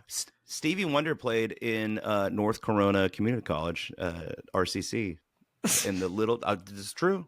But bringing it back to Corona, I didn't go, but my wife, girlfriend at the time, said she saw. Or no, never mind. It wasn't her. So you guys both have wives. Do you guys often say "my wife"? No. Oh, all the time. Well, no, Never. Because in order to keep her from not being my wife, I need to stop saying it. Because there you go. She's like, please stop saying that. Elena would never get that reference. She'd be like, why are you saying this? She's never seen Borat. She's like, why are you saying that to me? I don't know, honey. I guess it's not funny. I guess it is dated too, but you know. It's coming back. There's a guy who's made his entire Instagram platform, and he just does Borat. And I'm like, wow. Like, really? I was 10 years too early and 10 years too late, I guess. Kurt, you met Ricky last week. Ricky Garvey. I did. Ricky Garvey has a joke. I used to play in a band with Ricky Garvey, and he played at the reunion show last week. And his joke was, he's like, "Oh man, I love Borat, but you know who else really loves Borat?" And you say it. Who else really loves Borat? My wife. That's his. Oh my god. Wait, you haven't said what is your band? Oh, so my old band is called Castle Pines, and we were a band for 10-ish years, and we released. We just hit our 10-year anniversary of one of our albums called Summer Blood, and we played a reunion show in Corona, California at Rockefeller's, and it was awesome. And there was a lot of friends, big old family reunion. Our drummer had gone through health problems. He had ulcerative colitis. He almost died. He had some of his intestines removed, yada yada. So I had to get sober. I stopped doing the band. I moved to Oregon, got sober, and didn't really do anything. Started another band up here, but always kind of felt like we didn't have like a cherry on top of the end. What's your band up there? The band up here is called Breezy. Breezy the band. Breezy. Oh, that's why I saw that pop up on my Instagram, liking things today. Yeah, there you go. I was creeping on you for the last 2 days. I was like, like it. It's always like when you see like someone discovers you, and it's just like this thing, likes this thing, likes this thing. And it was it wasn't disingenuous. I was like, oh, I'm gonna check out Kali Kazoo because we're gonna be interviewing, and then I went down the rabbit hole of you are an incredible musician, incredible songwriter, but you are probably one of the world class animator and illustrator. It's so good. I went deep down in there. I really liked some of your more quirky, violent stuff, which I wanted to say, some of your music, lyrically and musically, I love the juxtaposition of really dark themes with fun, happy music. Mm-hmm. Oh yeah. No, I'm glad that you picked up on that, because that's kind of the way I can sneak in those feelings. Don't be worried, I'm not gonna do something crazy, but these are sometimes thoughts that I have, yeah, which is so humanizing, because I feel like we all have those thoughts, and when you have someone someone put it into a song that's tangible and you can relate to it, you're just oh, okay, maybe I'm not crazy. I was just actually reading a thing about, because we talked about the void a little while ago, and this connects to this. That apparently all humans have evolved to have this thing, and they referred to it as the call of the void. Oh, so say you're up on a bridge and you look over, and for a split second you want to jump off, or you not want to, but you have the image of it happening. Yes, this is to protect you from doing it. Yeah, this has come up on the show before. Parents experience it with their babies, where they're just what if I just threw it? And it's your brain. It's testing your impulse control. Yeah, you don't going actually want to do that, right? It's it's showing you a possibility of if you fuck up, this is what will happen. Yeah. So it's what a cool thing to evolve.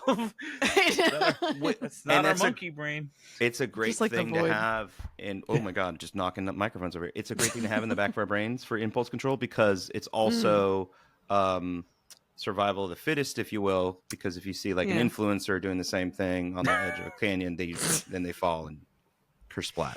Didn't that just happen? It happens often. And God.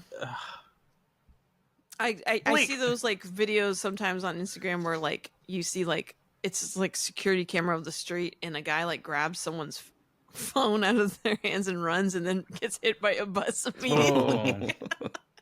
Because they weren't looking, because they were trying to no. I hope it was worth it. That impulse very much wasn't. That no. Is that an impulse? I've got to steal some guy's phone and then run into traffic. Extreme kleptomania.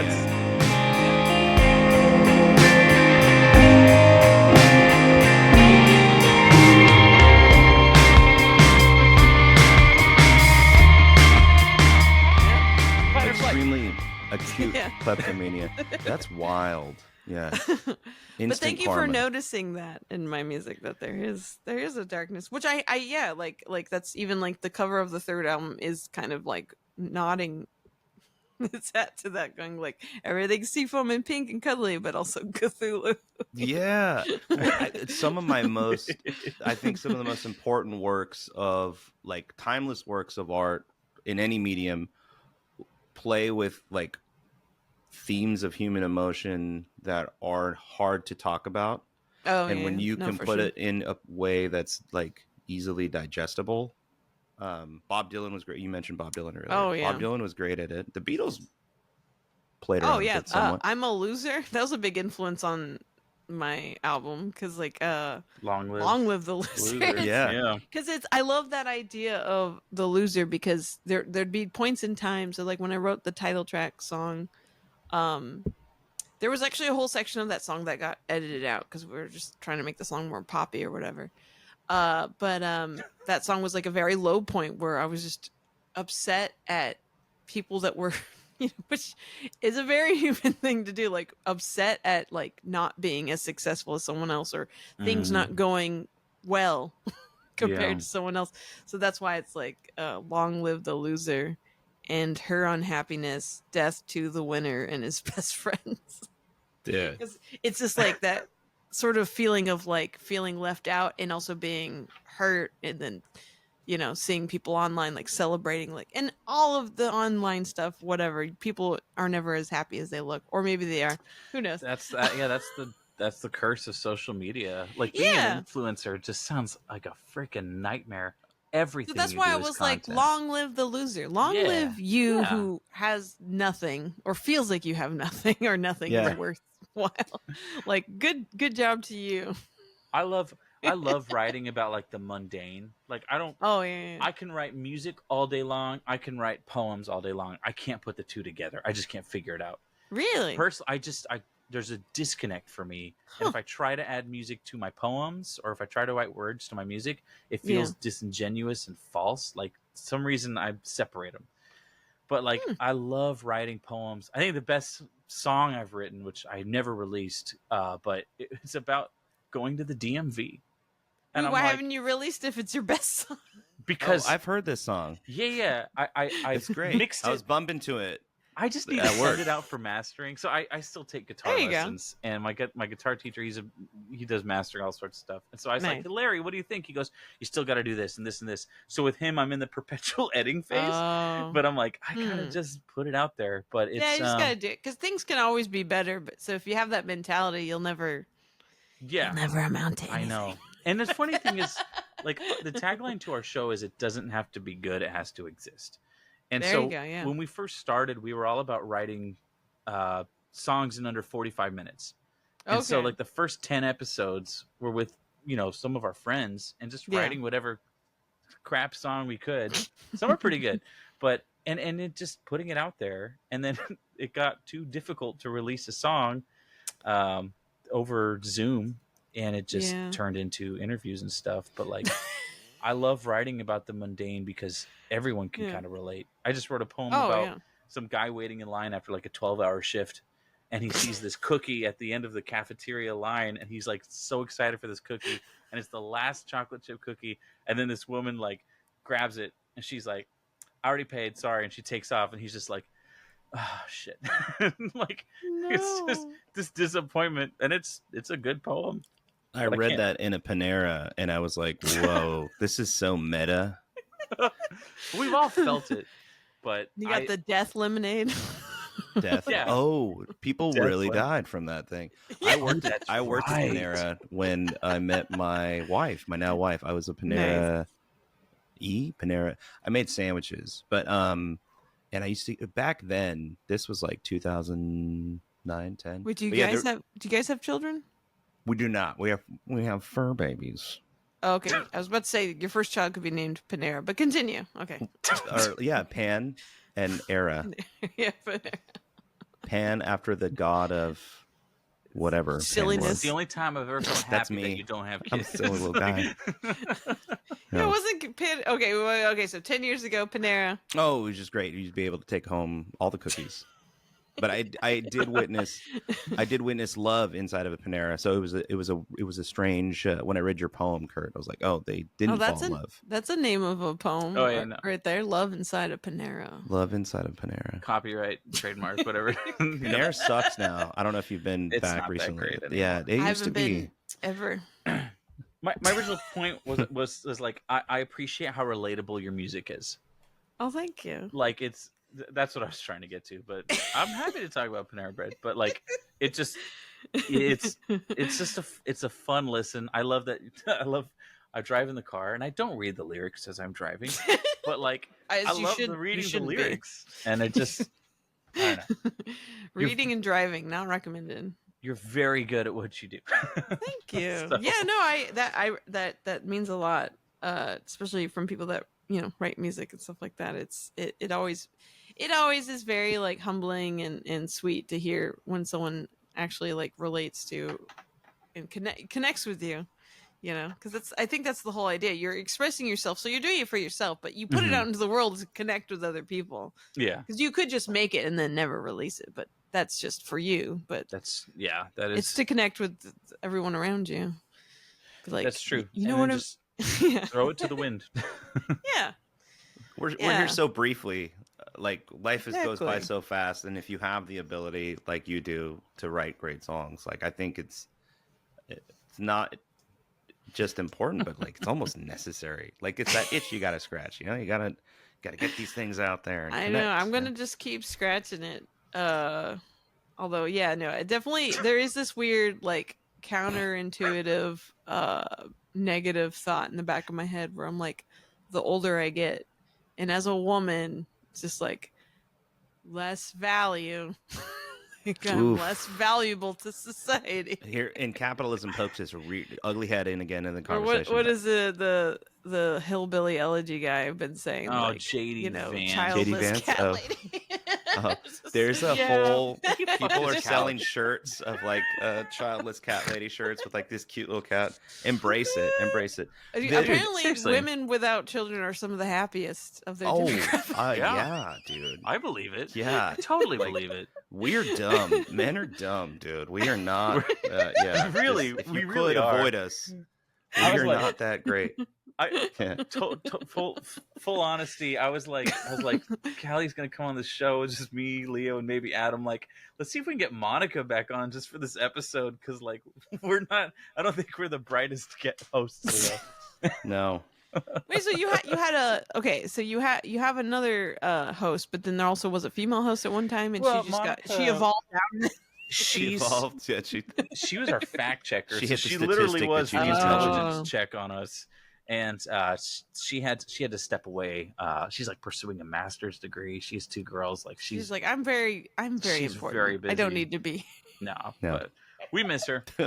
She's always welcome back. I'm like, we can't do like a research thing anymore because we're just gonna be wrong. In fact, some guy got me in the chat. Their name is consider it shipped.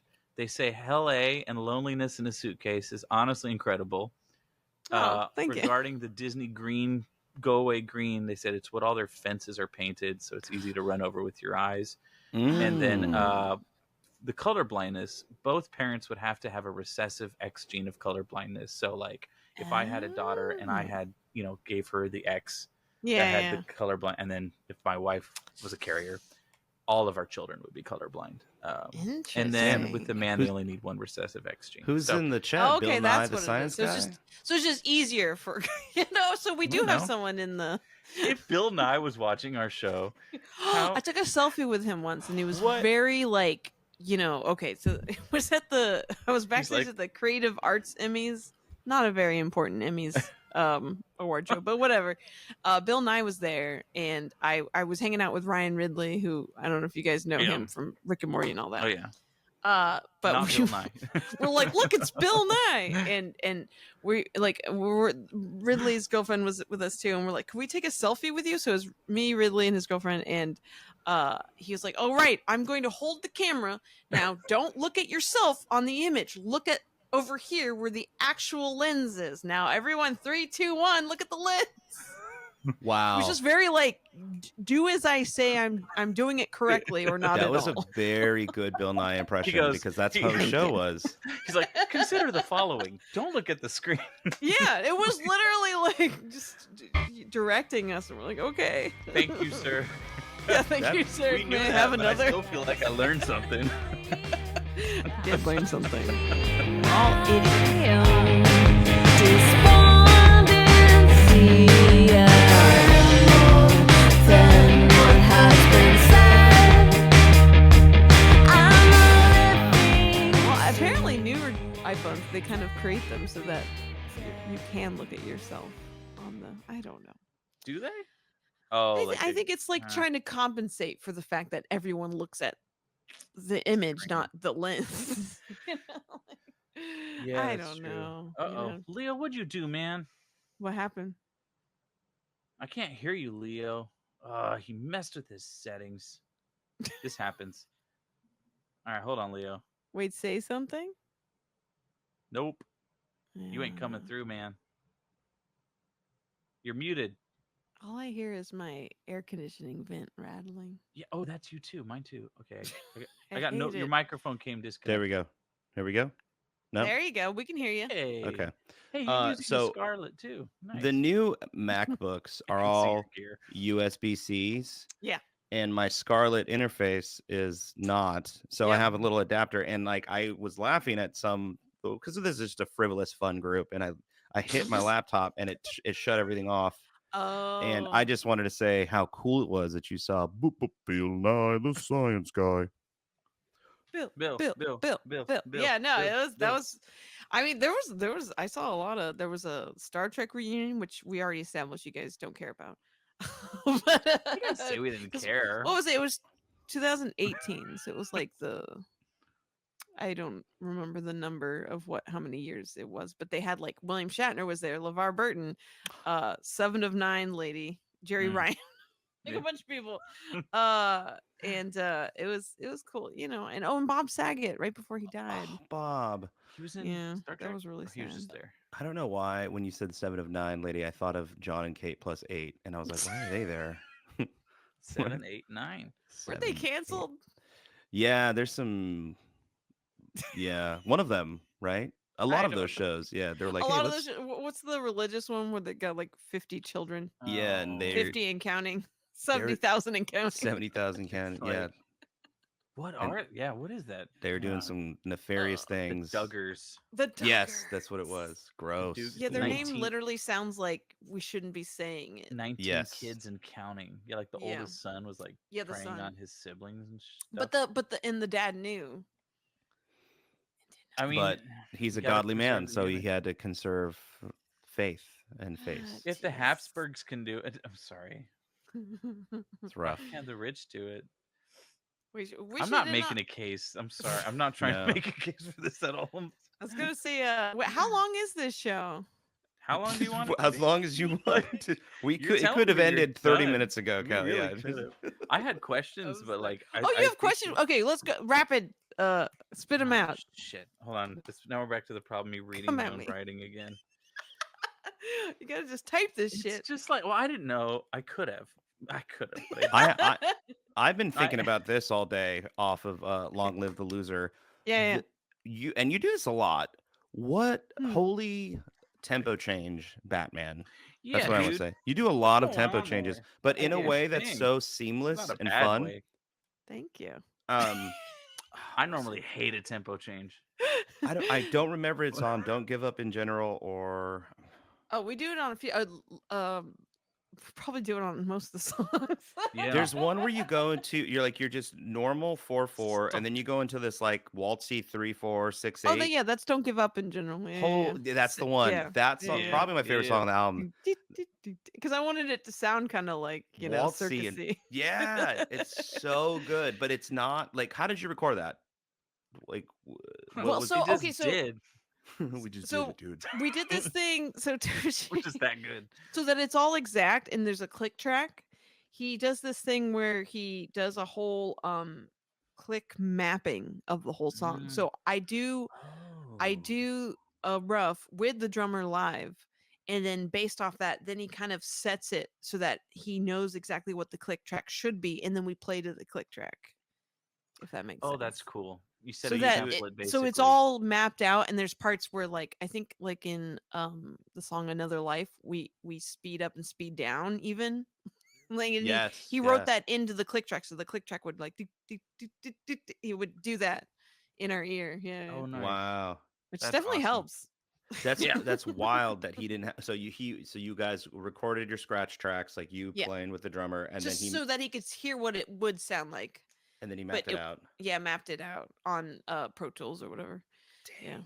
Yeah. So from your first album to your most recent release, how is your songwriting process? Has your songwriting process changed at all?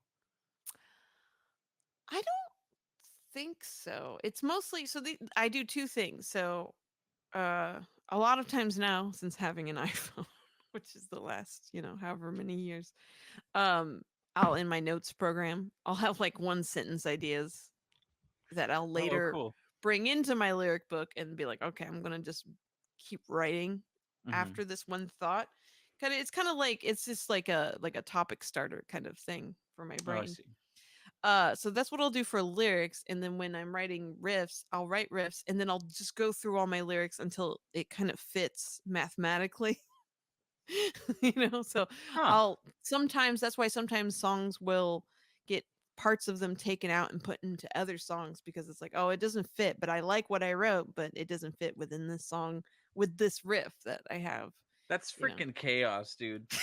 I love that. That's wild. Is You're it? just Well, it's Kurt, like- you're very mathematical and very like meticulous about how you approach things. I don't think every songwriter has the same. Like No. you mentioned this with Clem Yeah. on Outlaw Engineer Painted Pioneer, how you Yeah. had that kind of like thing for a while, like it was just in the back of your Since I was head. a kid. Yeah. You had that riff, and then Yeah. it like had to ripen on the vine, if you Yeah, will. and then like, when I sometimes I'll have whole other chords for these songs or whole other sets of lyrics. So like a good example of that would be on the newest album, Falling Forever. Uh that actually that song, like, musically has existed since the first album, but I wasn't like good enough at playing guitar to play it and sing at the same time, and it had different lyrics, and the lyrics weren't very good. So, but I always just kept that riff in the back of my mind. I was like, this riff is good. And as I got better at playing guitar, I was like, I'm gonna fucking finish this stupid song. And then it was like the last song I wrote for the album. Like, I wrote it. It was the newest song on that album, "Long Live the Loser," I think, is "Falling Forever," because it was just like newest as in like the lyrics were new, but Oh, I see what you mean. the chords are very old. You had the music, you didn't have the words quite there. Yeah, and I kept like, there was even, I think, when I was recording demos for the second album, contrary to popular belief, all my albums are a mouthful. Love it. Just gonna keep going with that. Full meal. I think it was like, what was that band from that same time period we were talking about earlier that had a big effect on me? And you will know us by the Trail of Dead. Yeah. Godspeed you, Black The Emperor. Philanthropist Fiduciary Conference. Why? Or what was it, Pink Floyd's Momentary Lapse of Reason? There you go. Anyway, it was also a demo on that. I think the original name was Rope and Ride. Like, it was like about cowboys and stuff. It didn't work. And I was just not, talented enough to do it. Not that I'm saying I'm, I'm more experienced. You built your chops. Yeah. You Gotten a little didn't better. have the skill to meet the vision in your head. Yeah, And now not the you way do. I wanted it. Yeah. Yeah. I will say that's the nice thing about, getting more experience with art and music, is that I'm getting closer to what I can hear and see in my head. Ooh. There you go. Because a That's lot a of times nice- it's just, that's I'm not profound. capable, Yeah. like, can't attain it. You've built up your toolkit. Yeah. Yeah. Yeah. And I mean, and also just like working with cool musicians. Like, I love all the albums I've worked, like, so Tommy was a big integral part of the first album. The second album, Max Winston, who's an amazing stop motion animator, and he was like the drummer of the Manx. He's just like an amazing drummer who was very unique, and so like a lot of that album is going off of like his, cool drum beats. And then the third album was him, me, and my bassist Anthony Venturi, who joined, and it was very like rock bandy for that. And then the fourth album is a lot more like, even Toshi, I remember he, like, when we were recording, he's like, this is a lot more singer songwriter for you. Which I guess I hadn't done in a while, since the first album, where it was truly just me being accompanied by musicians. Yeah. And I'm fine with that. I'm fine with either way. But where was I going with this? What was I saying? Just that, like, if whoever I'm playing with kind of affects it, And I like that the contributions that people make. Like, I would say the major difference between this last album and the album before it, so the major difference between Long Live the Loser and Bleed Darker and Deeper Than the Seas of Hell, is, if you'll notice, there's no lead guitar for the most part on the third album. Like, there's a little bit from Toshi stepping in and doing some stuff. But Mike Adams, who started playing with my band right after we recorded the third album, so he's not recorded onto the album. So many songs from that album now, the way I hear them is how I play them live with Mike Adams. And he got to do the lead guitar on the new album, which I think he's like an amazing musician who I met, who he is like, he like does a lot of jazz master stuff, like taking apart and building jazz masters, and he's written a lot for like Guitar World and Guitar Magazine, all that kind of stuff. Like he's a very technical guy, but he was just so good. And he saw us play in Long Beach where he was living at the time, and we connected. Like we both like Silent Hill 2 music and stuff like really weird shit. And I was like, we're just Pyramid Head, isn't that one? Yeah, yeah. Yes. Yeah. But like we just connected over the weirdest things, and I was like, yeah, play with me. I want to lead guitars because I never approached my music as a band. It was always just like picking up stragglers. Like, come on. And now I've lost my stragglers, and now I have a harpist and an accordion player. I don't know. Very eclectic. I'll do whatever. Now. Yeah, I'm just a gypsy. Hell yeah. Okay, so I have more of an entertainment industry kind of based question, but like, how has it changed for you in the last, like, through before the pandemic till now? I guess we say post-pandemic, but COVID is still around. Like, it's like spiking right now. Yeah. My parents just had it. They're like, we think we have COVID. I was like, I'm pretty sure you have COVID. Yeah, no, I think you do. It's been pretty hard because I haven't adjusted to playing regular shows again. I want to. I definitely got to record one of my favorite albums, post-pandemic or whatever. But I think like the idea of touring and all that is, as much as I would like to do that, I think I'm like less driven to do that just because I'm less appeal of doing it. Yeah, I think it's, if there was a way to afford to do that, I would. Mm-hmm. But if all I can afford is to just make music and put it out there, then like that would be like the top priority, is to just create music.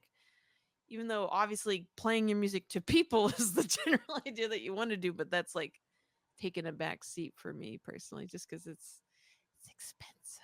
Well, if you ever want to come up to Portland and play a show, let me know. Hell yeah, I want to come up to. I mean, that's not too bad if I'm sticking to one side of the country. Well, you could do, I mean, LA, and then you drive a couple hours. You can play Fresno. San Luis Obispo, that's where my dad lives. Perfect. Yeah, no. And the people outside of the big cities, like LA, there's like a show every 2 blocks. Portland, there's a show every other door. I played some weird places on one of our tours where, what was it? What's that inland place from San Francisco? Like deep in, like Chico? very druggy. Like, Chico? Redding? Redding? No. Norwalk. Keep saying names. Just keep naming every city. Modesto, Sacramento. Maybe not Modesto. Modesto, but like Modesto, not Norwalk. Modesto. No, like higher up. Methier. Like so, directly inland from San Francisco. All right, I'm pulling up a map. We're gonna have to fact check this one. Let's see. California. Rest in peace. What a terrible song. Oh, I love that song. It's so catchy. It's so bad though. Phantom Planet, baby. Song. The Schwartzmans. Stockton. It was Stockton. I just played one of my favorite shows in Stockton. Because people are so hungry for music there. Like the bands don't. It was stop terrifying. There. Yeah, no, it's true. Bands don't stop there. It was terrifying. There was a lady walking around. I'm pretty sure with a baby carriage full of drugs. No baby to be seen. Yeah. But the audience was so like. Yeah, like they just the energy. Same with there was a great show we had in, was it San Jose? Yeah, San Jose. Like there's some great, I if anything I should play more small cities instead of bigger places. Like I'm so used to LA where you're just nothing. Yeah, come down to nobody. It builds up that skin though, that thick skin. That's true. My skin is just all callous. Calloused Cali. Kali Kazoo. Oh, that's too many K's. That's one too many K's. Yeah, you gotta not you. Yeah. I will say the one idea I had for a tour, if I do a tour, is called just the friend tour, where I literally just travel to anywhere where I can stay for free and get there in a cheap way. Well, there you go. So again, Portland probably is pretty. Portland now. You got Portland. Yeah, and got some family nearby, so I was like, okay, that could happen. And if you're in Portland, you might as well go to Seattle. It's like 2.5 hours away. Exactly. So you're there you go. They got hop, a tour. skip, and a jump. But don't do Seattle, because Seattle is just like every other big city. You do Tacoma or Olympia, like a city right outside of Seattle, because the people are like, I want music. Give me the music. Yeah, no, and Toshi might know some of it, because again, Melvins are from up there. Mm-hmm. You play Pomona? Do you ever play down in Pomona? Like I have not. I've played Long Beach a bunch, but not Pomona. Okay. And I've played the House of Blues. Oh, there you go. And Anaheim? Yeah, Anaheim. Oh, yeah. Good. My the guy that ran sound for us, he's an old friend of ours. His name's Matt Rubik. He's the new, or he's not new. He's been there for a couple of years. He's the production director at the House of Blues in Anaheim. Nice. Yeah. And I know GWAR's going to be playing there. Tommy will be playing there. I think coming up soon. That's gonna be wild. October. Yeah, I'm going to be. I'm definitely going to probably go, because I have yet to see him. Full regalia. Yeah. I could get sacrificed on stage. Yeah. It'll be fun. Literally, you should take your album that you recorded with him and get blood on it. Perfect. Perfect. Yeah, no, I'm just gonna throw them out at the audience, and people will be like, get it away. I would some people have messaged me going like, oh, are you gonna do another vinyl? And again, it's one of those things where I'm like, I would love to, but it used to be so much cheaper to get a vinyl. Dude, I would love to, and then I also have to house them. Yeah. It's storage. It's a whole thing. It is a whole thing. Merch is a lot. Yeah, you gotta have like you gotta take out a second mortgage. I know and I'm so like, I love the artwork on this new album so much. This is the first time I've had a photo since the first album, and the amazing photographer Parker Day, definitely look her up, who's done a lot of amazing photos for musicians and comedians and artists and all sorts of cool people. She did that. It's actual photography, you know. Mm-hmm. And then it's a scan of my boyfriend's mom, like cross-stitched my name. I had this just idea of like cross-stitch around it, so it's all like a real. It's all real, like none of it's like Photoshop. It's That's rad. Okay. Actual real photo and cross-stitches. Where did you get the dress? I got that vintage place in Burbank, and it's like a vintage prom dress, and I just had this idea of like being like a hopeful naive bride. Yeah. Yeah, just like the band that drove across the country to see if that you would sign them and gave you their CD. Exactly. Full of the light is still in their eyes. Yeah. This is what they were wearing. Yeah. They were. And I the night before I Googled how to make a veil, and I made a veil, and I made my bouquet. And I'm wearing, because then I realized like, oh, I need a wedding ring, so I'm wearing the photographer's wedding ring. You're wearing an actual wedding ring? Yeah, her ring, not my. There you go. You just bought one. No, it's just for the picture. Don't worry. But so, did you press vinyl for this one? No. So okay, the first two have vinyl. The third one has a tape cassette and CDs, and the fourth one has nothing currently. But hopefully, maybe something. I don't know. Cassette, because I really this is the thing. If I have money, it's like I'm gonna have to choose either I get a vinyl made or I go on a tour. Yeah. Like I get, or I make another album. There's limited. There's new websites, and I've looked into a couple of them that they'll do print to order. Oh yeah, stuff. For vinyl. And it's like, yeah, but if you do go on tour, you want the actual tangibles so that you can sell them on tour. Yeah. So that's a tough one. But like, I feel like, you know, that the only reason I bring up the vinyl is because that would the artwork would look dope framed up on the wall. Oh yeah. No, and that album sounds so good on vinyl. Yeah, it would. I mean, even the third album, I was always sad that wasn't on vinyl too. It's done up. But tape cassettes are cool, but you know, almost no one has a tape player anymore. There's a few, I don't know. Gen Z's coming in hot with that old they brought technology. Back Polaroids. They brought back like. I will say, like, they're getting into CDs maybe right as computers don't have CD drives. Yeah, they're getting into Junko jeans.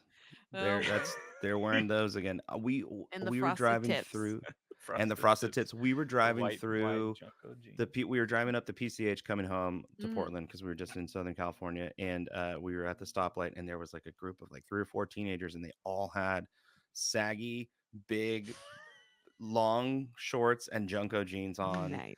And I was like, you could transport them directly from like a Limp Bizkit show in like 2001. That's what I'm saying. There's nothing new anymore. Like there's no fashion that's new. There's nothing that you can be like, oh, this is 2024, other than like seeing someone hold an iPhone, and even that's getting pretty old at this point.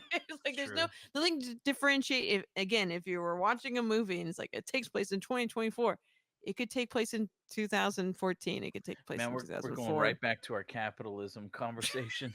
Like, it always comes back. All the fancy stuff is not available to the consumer anymore. Cthulhu capitalism. Oh, jeez. But I need whoever's listening to this to listen to my music so that I can, join the capitalist revolution. Yes.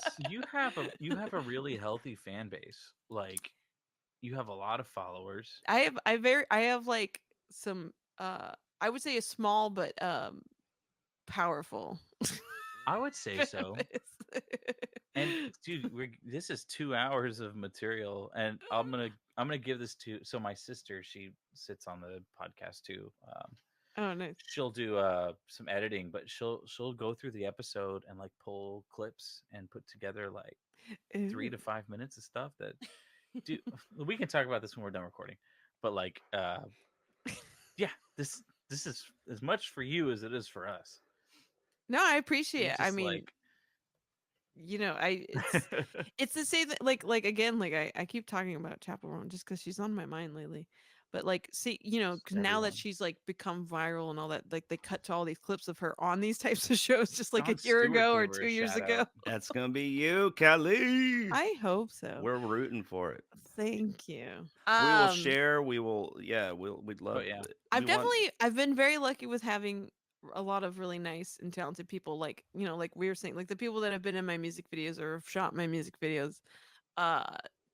Who are very kind and sweet and just give themselves to me for free to help promote myself.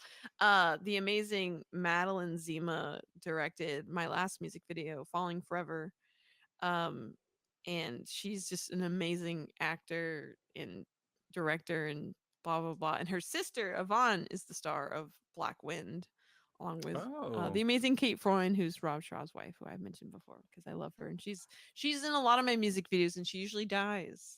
Someone noticed, like one of my fans online noticed, like, why do you always kill Kate in your music videos? And I was like, I do always kill Kate. She's the Sean Bean of the Kali Kazoo multiverse. Basically. Yeah, no, it's weird because she dies at the end of Clem. She gets shot by me because I've turned into a gangster, and then she dies at the end of or I guess it's kind of implied that everyone dies in what is that? Hey Look, with all the dancers, the shadow men or whatever, or women, and then she dies in Take a Dive. Yes, by a cult leader, and then in Black Wind, she's the bad guy, and she also again dies. So, you should do like a tribute to like the Twilight Zone episode with Burgess Meredith, where he's in the vault when the atomic bomb kills everyone. Oh, and his glasses fall off. Yeah, he's just wants to read. You should do that with her. That episode is called. That episode's called Time Enough. Time Enough at Last for All. Or no. That's one of my favorite Twilight Zone episodes. It's such a good one. But yeah, you should do some call back to that episode where she's the only survivor.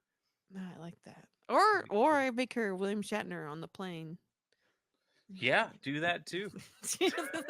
On the wing. I am working. We're working on another music video. It's just like a lot more complicated. So been working on that with Nate Cornett, who I mentioned earlier, who shot my first music video. He shot my first music video and he shot Take a Dive. But he's never directed any of them. So it's gonna be a weird one.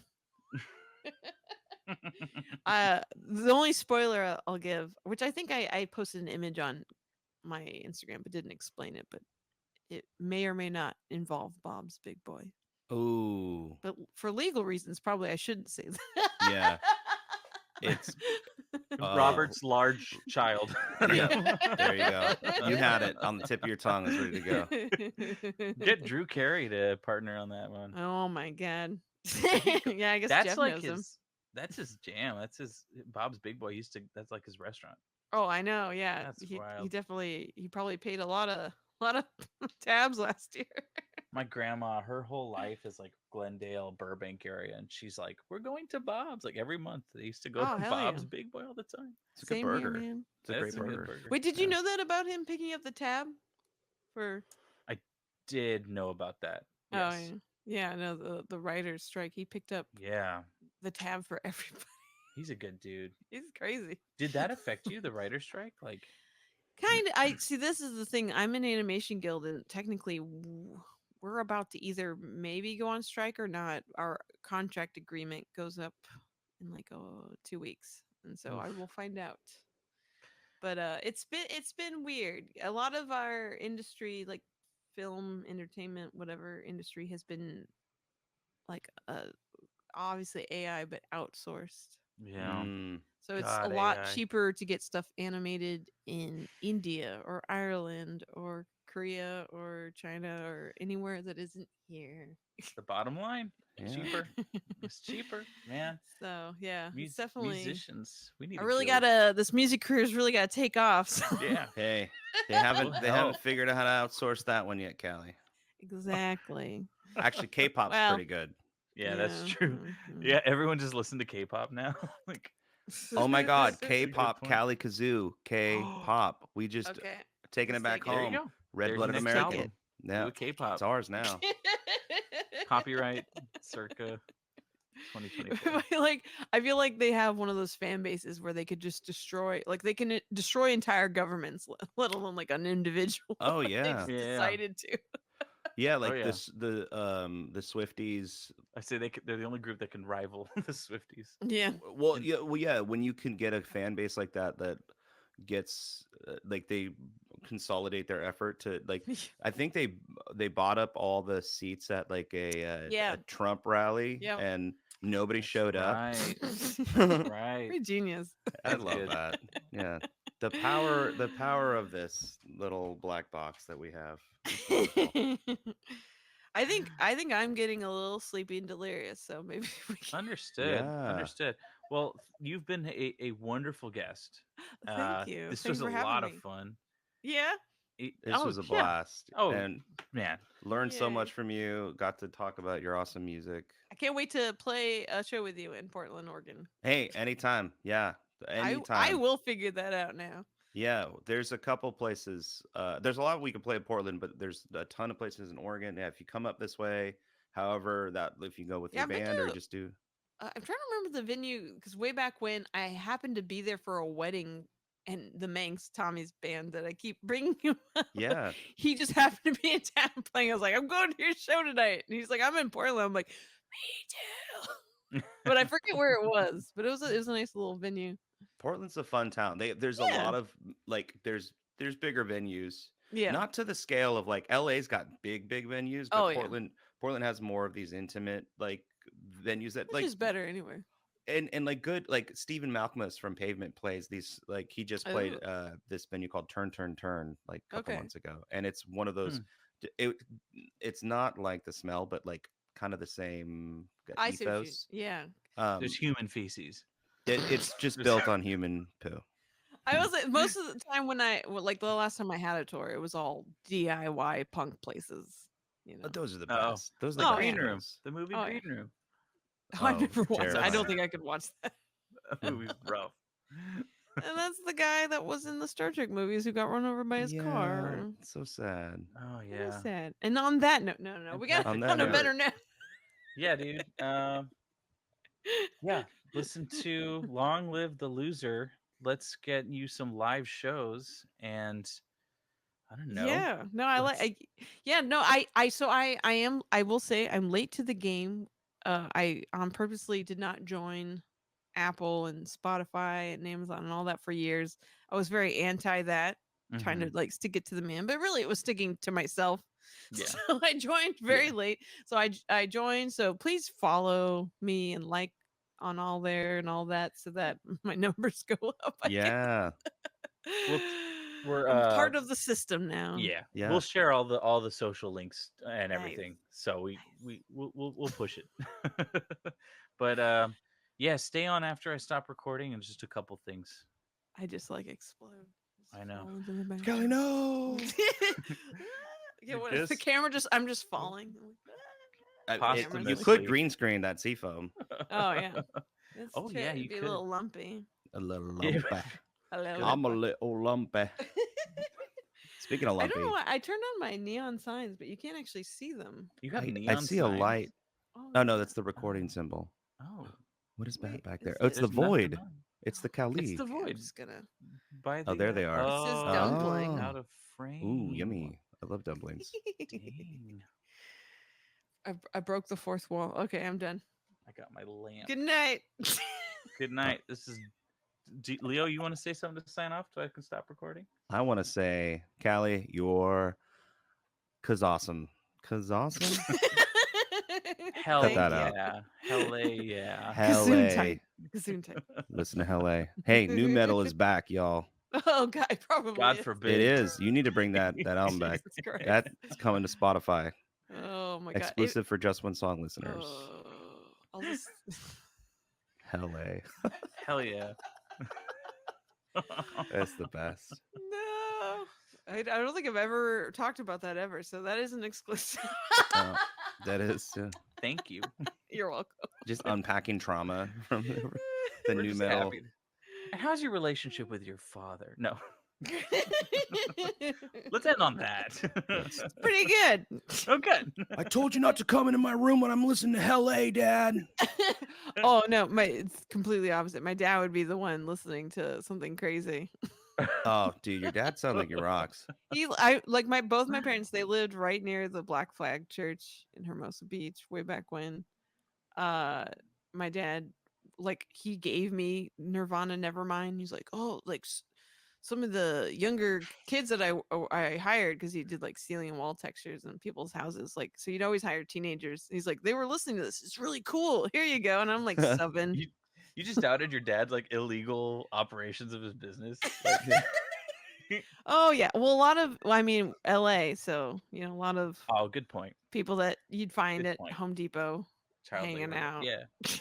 Hey, gotta pay them bills. Yeah. Oh yeah. Gotta keep those cogs of capitalism turning, baby.